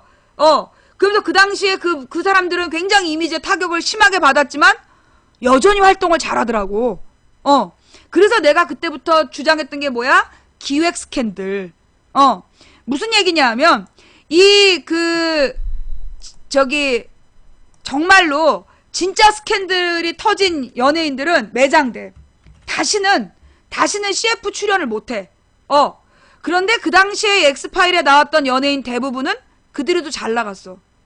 그게 특징이야. 그지? 여기서 지금 물타기 하고 있네? 장자연 사건으로 왜 삼성 엑스파일 사건을 물타기 하지? 연예인 엑스파일 사건하고요, 구멍동서 사건하고는 다른 거예요. 왜 물타기를 하지? 소위 구멍동서라서 뭐 언론사 사장들이 이렇게 장자연을 괴롭혔던 건 2009년 사건이고, 지금 연예인 엑스파일 사건은 삼성 엑스파일 2005년에서 6년경에 그 참여정부에서 재벌들하고 선을 그었어. 그 노무현 정부에서 신자유주의에 대한 비판적인 입장으로 돌아선 다음에 삼성 엑스파일 사건이 터진 거야. 그 삼성 엑스파일을 덮기 위해서 연예인 20몇 명의 22명인가?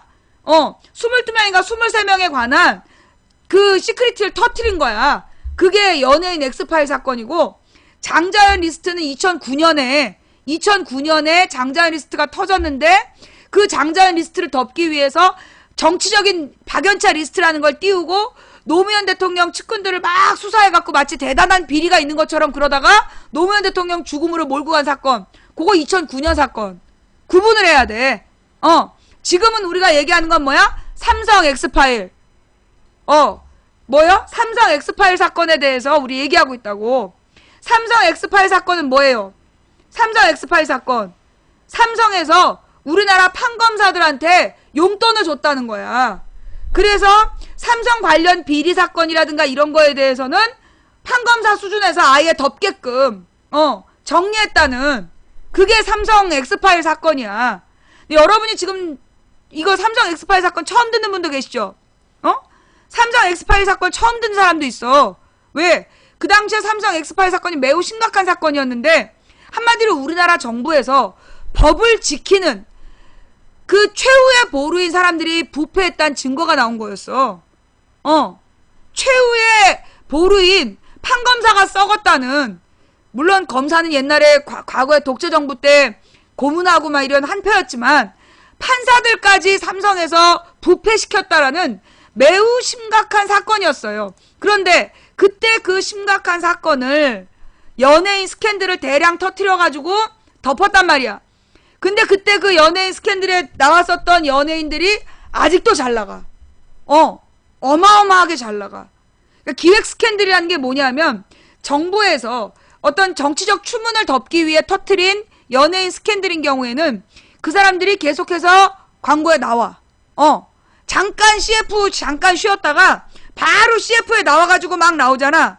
그러면 그거는 뭐야? 기획 스캔들이야. 정치적 추문을 덮으려는 기획 스캔들. 그 여러분 판단하시고요. 좌우지간 그 35번 삼성의료원 환자가 박원순이 허위사실을 유포했다. 근데 그 허위사실 유포의 내용이 뭐냐면, 자기가 그 증상이 나타난 상황에서도 1565명을 만나고 다녔다 라고 박원순 시장이 얘기했다. 그런데 박원순 시장이 그렇게 얘기한 게 아니었잖아. 그죠?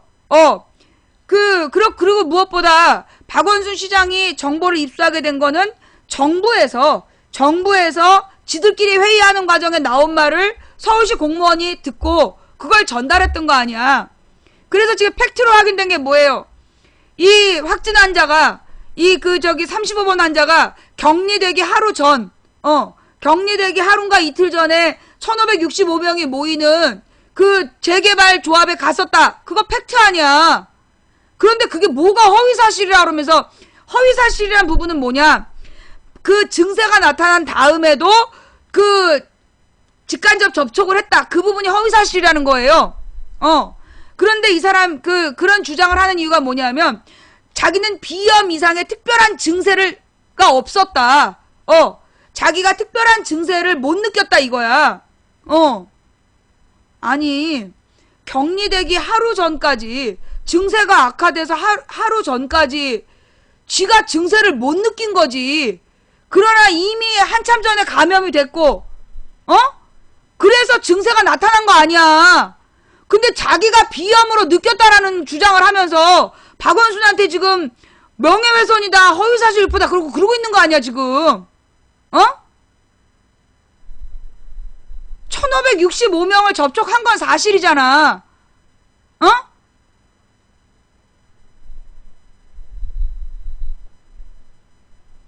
자, 그러면서요, 지금 이 적반하장 이 삼성의료원 의사의 주장도 문제지만, 지난 주말에 있었던 거, 35번 환자가 뇌사에 빠졌다.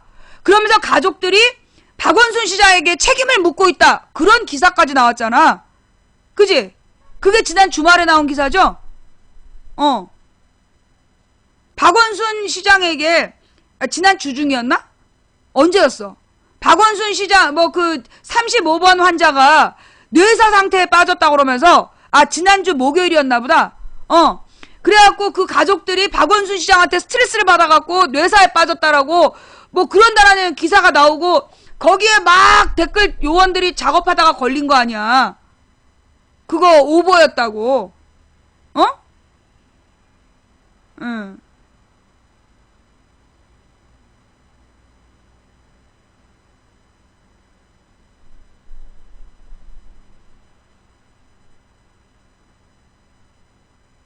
아니 누가 생사를 오가고 있는 사람한테 욕을 했어? 누가 욕했어? 어? 누가 욕했어? 내 이 정도가 욕이야?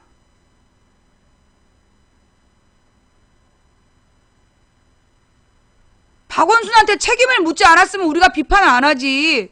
어? 그런데 자기가 정말 저기 뭐예요? 이미 29일에 삼성의료원에서 환자 확진됐다는 게 알려졌어. 그런데 그 29일에서 30일에 간 거 아니야. 그러니까 그 응급실을 소독했던 게 29일이야. 어? 그러면 이미 그 전에 자기가 응급실에서 그 환자에게 노출이 됐고, 그리고 자기가 지금 증세가 있어. 비염 증세라고 주장하지만 어쨌거나 증세가 있어. 31일에 격리되기 전에 그 1,500명이 모이는 데를 가는 게 문제 아니야. 거기에 대한 자기 반성은 없이 의사로서 양심을 지켰다는 둥. 어? 자기네 병원이, 나는 그래요. 자기가 그 병원에 갔어. 나는 정말 양심적인 의사들에게 묻고 싶어. 자기네 병원에 거기에서 메르스 확진 환자에 대한 얘기가 있고 거기 그 응급실 전체가 소독이 됐어. 그러면 내가 거기 그 응급실에 갔었던 의사라면 조심을 해야 되냐 안 해야 되냐? 나 의사들한테 묻고 싶어. 대한민국 의사들은 그런 상황에서 어떻게 해야 돼? 아니 나 진짜 의사들한테 묻고 싶어. 자기가 응급실에서 응급 환자를 치료했어. 그런데 그 응급실이 자기가 치료한 얼마 뒤에 여기서 메르스 확진 환자가 있었다라고 소독을 했어. 그런데 그 다음 날 1,500명이 모이는데 가 안 가? 나는 대한민국 의사들의 난 도덕성을 묻고 있는 거야. 대한민국 의사들은 그럴 때 아무렇지도 않게 1,500명 모이는데 가나? 어? 자기가 증상이 있건 없건 내가 응급실에서 일을 했어. 그 응급실이 오염됐다. 소독을 했어. 그런데 응급실을 소독하고 다음 날인가 다음 날 1,500명이 모인 데를 가. 그게 의사들은 이해를 해요? 그런 상황을? 의사협회는 뭐래? 그게 의사로서 당연한 거래? 아무렇지도 않다는 거야 지금? 1,500명이 모인 것도 무슨 강남의 재건축 조합 모인 거야. 강남 재건축 조합원들 총회에 간 거야. 의사들은 이걸 뭐라고 그러냐? 어? 의사들은 이 상황을 뭐라고 그래? 의료진들이 지금 봐봐요. 현재 나타난 상황 환자들이 전부 의료진들에 의해 굉장히 상당히 많은 숫자가 의료진에 의해서 전파됐잖아. 그지? 지금 많은 150명 중에 상당 숫자가 의료진에 의해서 확진이 됐어. 아, 이게 우리나라 의료진은 기본적으로 그 문제 환자를 진료한 뒤에 조심성이 아예 없는 건가? 우리나라 의사협회는 그런 개념이 없어요? 아, 그러고 보니까 그러네. 지금 나머지 150명 중에 다른 의료진들도 그 의료진들 때문에 지금 막 환자들이 늘어난 거잖아. 환자를 막 이렇게 접촉해갖고. 우리나라 의사협회는 자기네들이 감염됐을 수 있는 위험에 대해서 교육을 안 해? 조치가 없어? 아니 지금 나타난 환자가 대부분 의료진과 병원에서 전파된 거잖아요. 그러니까 기본적으로 대한민국의 이 병원을 운영하는 의사진이나 의료진들이, 병원이나 의료진이 그런 감염 위험에 대한 개념이 안 잡혀 있는 거네. 그지?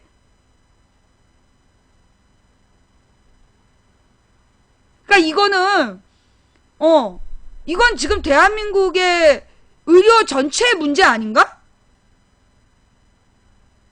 아니 지금 와서 그런 걸 따지면 뭐합니까 라냐. 앞으로 또 이런 사태가 발생할 수 있으니까 얘기하는 거잖아. 어? 지금 와서 그런 걸 따지면 뭐합니까 라니. 메르스 말고 전염병 없을 것 같아? 보니까요 지금 환자가 150명이 발생한 이 상황에서 가장 심각한 문제, 그러니까 그 35번 환자가 그렇게 당당하게 막 인터뷰하고 그랬던 이유가 그거네. 그지? 그러니까 우리나라 지금 의료진들이 그러니까 지금 삼성의료원도 막 자기네들 할 수 있다는 막 뻥치고 있잖아. 그지? 정부 못 들어오게 하고 자기네들이 다 할 거라고 그러고 의료진들이 막 되게 당당하게 막 인터뷰해갖고 박 시장 비난하고 그랬던 이유가 이거네. 그지? 그러니까 우리나라의 기본적인 의료 시스템에는 감염병 확산에 대한 기본 매뉴얼이 없나 봐. 어? 이거 진짜 의사협회에 묻고 싶어. 박원순 고소고발하는 그 의사들한테 묻고 싶다고. 우리나라에 지금 감염병이 이렇게 돌 때 그때 의료진의 매뉴얼이 있는지 그것 좀 누가 기자들 추적 좀 해봐. 이번 사태는요, 분명히 병원에서 사태가 돌았어요. 병원과 특정 병원, 평택병원, 삼성의료원, 평택병원, 삼성의료원, 또 메디 어디, 기사 지금 4개인가가, 지금 이게 확산 병원이잖아, 확산 주범. 그 중에 환자 절반 이상이 삼성의료원에서 나왔잖아. 그러면 지금 의료진이나 병원에서 이렇게 감염병이 돌 때 그런 매뉴얼이 없어? 감염 확산을 위한 매뉴얼? 그거 확인해 봐야 되겠어. 왜? 지금 우리 정부에서는 그런 거 만들어가지고 강제하고 그럴 능력이 없잖아. 우리가 이미 다 확인했잖아요. 우리 정부한테 컨트롤 타워가 뭐냐 물어보면 화부터 내잖아. 우리 아니라고 막 그러고 나중에 발견되면 쌩 까고 막 그러잖아. 제가 간첩이다 이러면서 넘어가기 때문에 정부에다가 더 이상 물어보면 안 되고 우리들 스스로가 찾아내야 돼. 우리들 스스로가 얘네가 진짜 그런 매뉴얼이 있나 없나. 우리나라에 이런 감염병이 돌 때 그냥 이런 에볼라 바이러스 이런 거가 만약에 우리나라에 들었으면 진짜 큰일 날 뻔했었네. 그지? 진보들이 말톤이 높음. 나 보수라니까. 아우 진보 보수 구분도 못해가지고.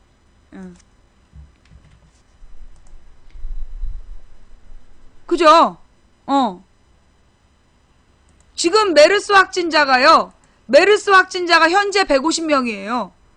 메르스 확진자 숫자가 현재 150명이고 사망자 숫자 16명으로 늘었어요. 예. 그러니까 사우디아라비아를 제외하고 사망자 수가 세계 2위야, 우리가. 매우 심각한 상황이야. 근데 보니까 지금 병원이나 의료진들이 감염병이 돌 때 어떤 매뉴얼이 없나 봐.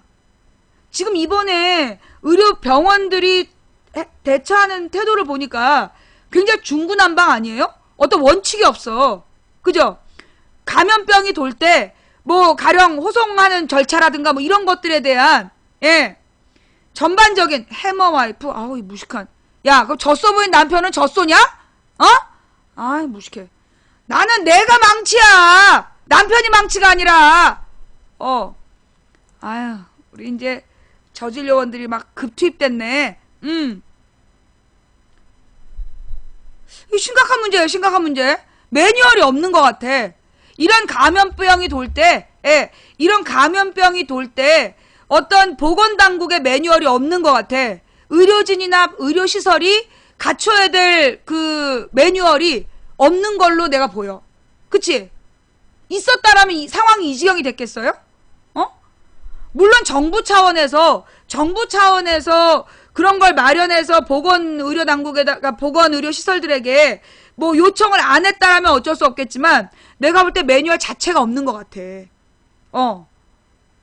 그리고 지금 정부 차원에서 그러잖아. 300만 명이 감염되기 전까지는 위기 상황 아니다 이러고 있잖아. 16명이 중동 독감으로 죽었는데 위기 상황 아니다. 그 정부 차원에서 대처한 게 지금 박근혜대로 원피스 사와라 이런 거 아니야. 지금 메르스로 죽어간 게 16명이야. 사경을 헤매고 있는 게 17명이고 추가로 17명이 지금 사경을 헤매고 있어. 정부 차원에서 대책이 동대문 시장 가갖고 박근혜대로 머리핀 사고 머리띠 사고 원피스 사와라 이런 거 아니야. 이것들이 진짜 미치기 틀림없어. 그죠? 정부 대처가 없는 건 맞는데 내가 궁금한 건 병원이나 의료진들이 감염병에 대한 매뉴얼이 있는가. 내가 묻고 있는 건 그거예요. 지금 박근혜 정부는 없어. 박근혜 정부는 매뉴얼도 훈련을 했다 그랬는데 메르스 대응 훈련을 했다 그랬잖아. 그럼 매뉴얼은 있는 거네. 그지? 무엇보다 기가 막힌 건 지금 이렇게 환자가 늘어나는 상황 있잖아요. 이게 그 메르스 대응 훈련에 그대로 지금 되고 있다는 거 아니야. 메르스 대응 훈련 뭐야, 그거 시나리오대로 지금 발생한 거잖아. 정부에서 5월 5일부터 5월 20일까지 메르스 대응훈련 했대. 그 대응훈련 하는 과정에 보면 전국으로 환자가 확산되면서 22명까지 사망자가 나온다. 그게 이제 시나리오라는 거야. 훈련 시나리오. 그 훈련 시나리오에 대해서 정부가 어떻게 대처하는가를 훈련했다는 거야. 5월 20일까지. 그 5월 20일 이후에 첫 사망자가 나왔단 말이야. 근데 그러니까 매뉴얼은 있는 거야. 정부 차원에서 대응 매뉴얼은 있는 건데, 훈련도 했다는 건데,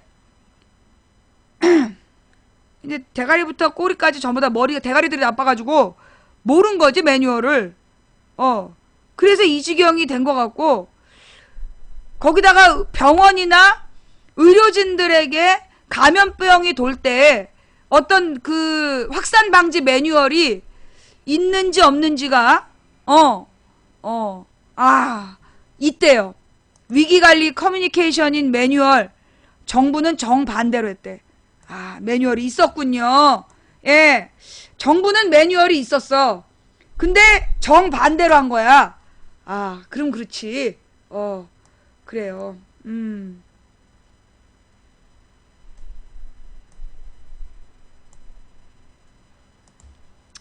위기관리 커뮤니케이션인 매뉴얼 정부 정반대로 했다.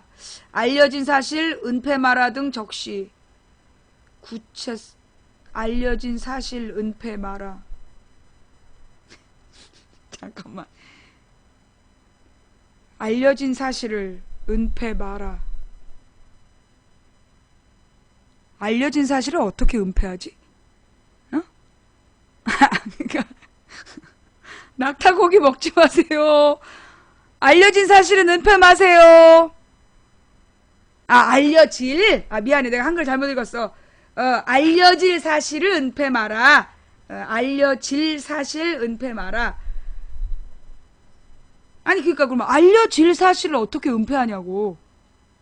같은 말이잖아. 알려질 사실을 어떻게 은폐를 해. 알려질 사실을 어떻게 은폐해. 메르스 그 확산과 관련해 정부의 늑장 정보 공개가 국민의 불안을 가중시켰다는 지적이 일고 있다. 감염병이 발생했을 때 정부가 따라야 될 매뉴얼에는 알려질 사실은 은폐하거나 축소하지 말라는 등의 정보 공개 방침이 정해져 있었던 것으로 확인됐다. 행동 지침을 정하는 시스템을 정부가 스스로 무시한 거 아니냐는 지적과 함께 더 구체적이고 강제력 있는 정보 공개가 방침을 마련해야 될 것이라고 지적되고 있다. 그러니까 기본적으로 이 매뉴얼도 좀 부실했고 그나마 있는 매뉴얼을 무시한 거고. 그지? 9일 국회에 따르면 보건복지부가 마련한 감염병 위기관리 표준 매뉴얼에는 위기관리 커뮤니케이션 매뉴얼 항목이 이미 마련돼 있다.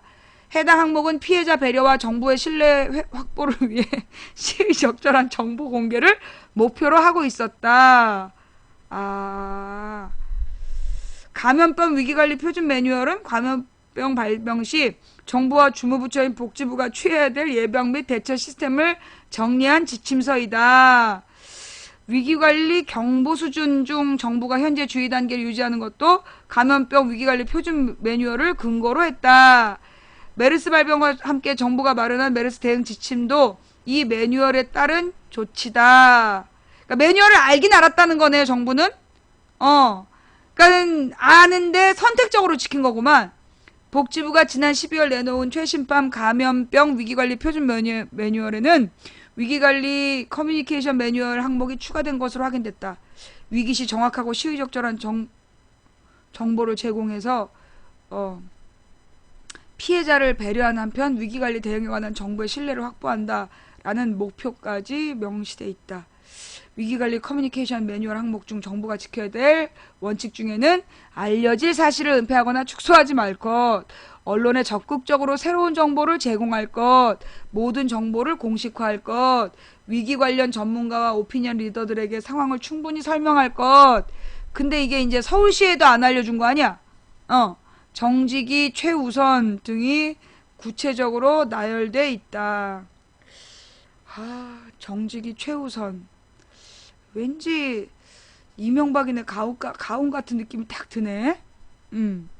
아니, 그러니까 정부가, 이 매뉴얼을 알고 있었는데, 왜 여기서 선택적으로 이 매뉴얼을 따랐을까? 정부는 매뉴얼을 알고 있었는데, 왜 이 매뉴얼에 선택적으로 따랐을까? 예. 뒤늦은 정보 공개 결주자.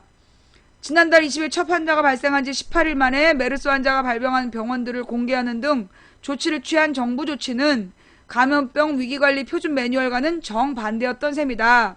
주무부처인 보건복지부는 언론에 적극적으로 새로운 정보를 제공하기는커녕 공보 담당 부처도 전화조차 받지 않아 언론의 원성을 사기도 했다. 정부의 뒤늦은 정보 공개 결정으로 발병 초기 코 속에 바세린을 바르면 메르스를 예방할 수 있다는 등의 잘못된 유언비어가 퍼져 혼란을 야기했고, 의료인이 아니라 관련 네티즌 스스로 SNS를 메르스 정보를 올려 궁금증을 해소하는 모습도 보인다. 심지어 중앙정부로부터 제대로 된 정보와 협조를 얻기 어렵다고 판단한 지방자치단체들이 메르스 관련 정보를 자체적으로 공개하기에 이르렀다.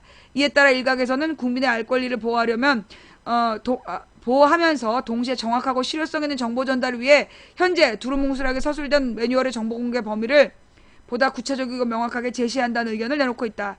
국회 보건복지위원회 한 관계자는 매뉴얼이 있고 지침이 있으면 뭐하나 그냥 만들어만 놓은 것 같다. 잘 지켜졌다면 이렇게 메르스가 확산되지 않았을 것이라며 위기 경보 수준별로 정보 공개 범위 등의 내용을 구체적으로 적시해서 정보 때문에 논쟁과 혼란이 발생하는 것은 막아야 한다고 말했다. 그래 이제 정부에서 이 병원을 공개하지 않고 버틴 건 진짜 시청자들 말대로 삼성의료원 때문이야. 관련 병원을 공개 못한 건, 공공기관 직원 대규모 감염에 대비한 매뉴얼은 없어. 그러니까 매뉴얼이 없다는 거네. 지금 공공기관이나 이런 데에서 어떤 전반적인 매뉴얼이 없다는 건데, 이게, 그러면 그렇지. 도대체 과거에 이 참여정부는 뭐 했냐 했더니, 이명박 박근혜 정권이 참여정부의 흔적을 지우겠다고 국민안전 매뉴얼 2622개를 내다 버렸대요. 참여정부 당시에 청와대 국가위기관리센터에서 감염병 등 국민안전 문제에 대응하기 위해 만들어 관리했던 매뉴얼 2622개가 이명박 박근혜 정부 이후 각 부처에 떠넘겨진 것으로 드러났다. 국회 안전행정위원회와 메르스대책위원회 소속 임수경 새정치민주연합 의원은 11일 국민안전처로부터 제출받은 자료를 통해 지난 2008년 5월 28일 청와대가 통합관리한 재난관련 매뉴얼 2622개가 분야별 부처로 이관됐다고 전했다. 임 의원이 국민안전처로부터 제출받은 자료에 따르면 이관된 매뉴얼은 각 분야의 표준 매뉴얼 21개와 이에 따른 실무 매뉴얼 202개, 행동 매뉴얼 2399개를 포함해 총 2622개에 달한다.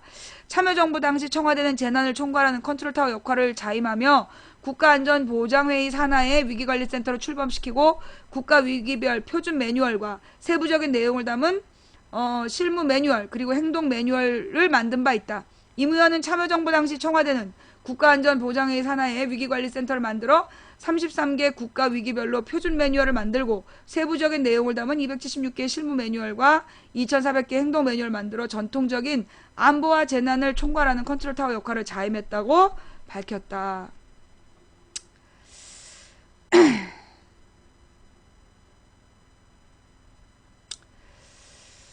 김기춘 청와대는 재난 컨트롤 타워가 아니다라고 작년에 세월호 때 나와서 얘기했죠.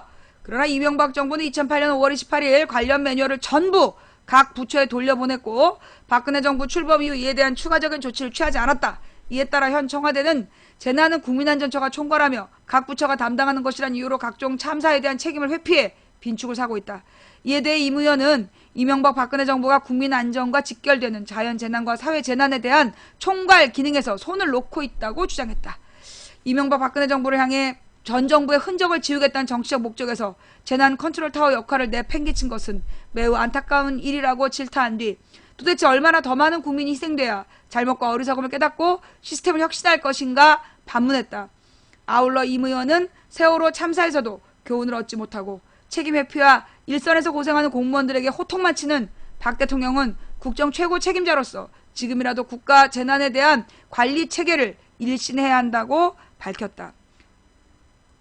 그러니까 박근혜가 이걸 어떻게 하냐고. 내가 볼 때 지금 박근혜가 국민을 위해 할 수 있는 단 하나의 일은 사퇴야. 내가 볼 때 지금 박근혜가 국민을 위해 할 수 있는 단 하나의 조치는 대통령을 사퇴하겠습니다. 그거밖에 없다고 봐. 자, 이 멍든 국민들을 위해 잠깐 노래 한 곡 듣고 쉬어갈게요. 화장실 다녀오세요.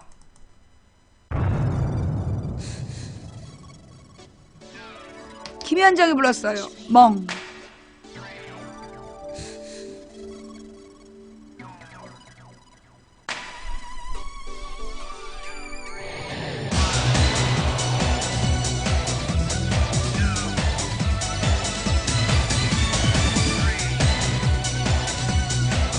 이러다 우리 김현정씨 진짜 민중가수 되는 거 아니에요? 자, 지금 시청하시는 분 3,000분이에요. 추천은 2,000. 또 1,000명이 지금 이 녹색 설사의 저주가 그립구나. 지금 추천 안 하고 보고 있는 1,000명. 셋반스의 녹색 설사 한번 해야 정신 차리지.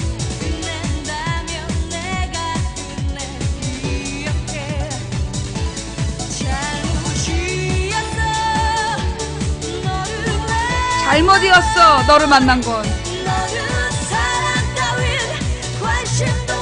너는 사람 따위에겐 관심도 없었던 거야.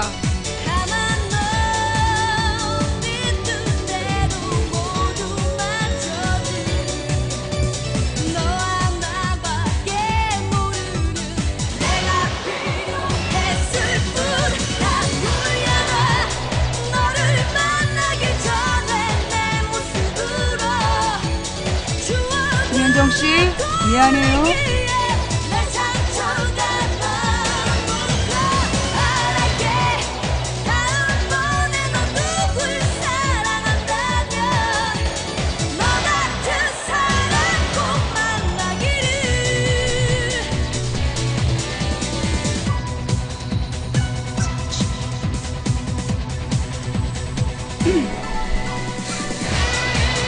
아직도 추천 안 한 800명. 너네 가장 중요한 순간에 녹색 설사할지어다. 신입사원 면접해가지고 사장님이 신입사원 첫 출근한 날 격려하는 자리 그때 뿌악 녹색 설사할지어다. 그 자리에서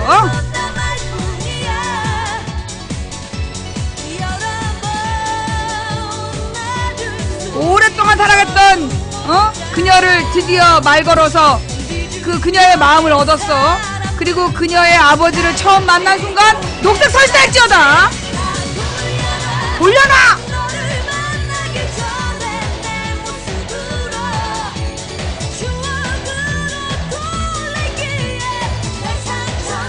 정말로 꿈에도 그려왔던 이상형을 만났어. 혼자 짝사랑하는데 그녀 혹은 그가 돌아봤어. 그 순간 설사해라. 추천한 여러분들은 오늘 밤도 대박나는 꿈 꾸시기 바랍니다.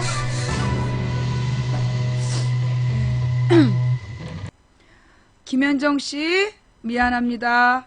아니 그냥 옛날 댄스곡이 그냥 옛날 댄스곡이 듣고 싶었을 뿐이야. 그래요. 여러분들 너무 또 화나면 이렇게 또 그러니까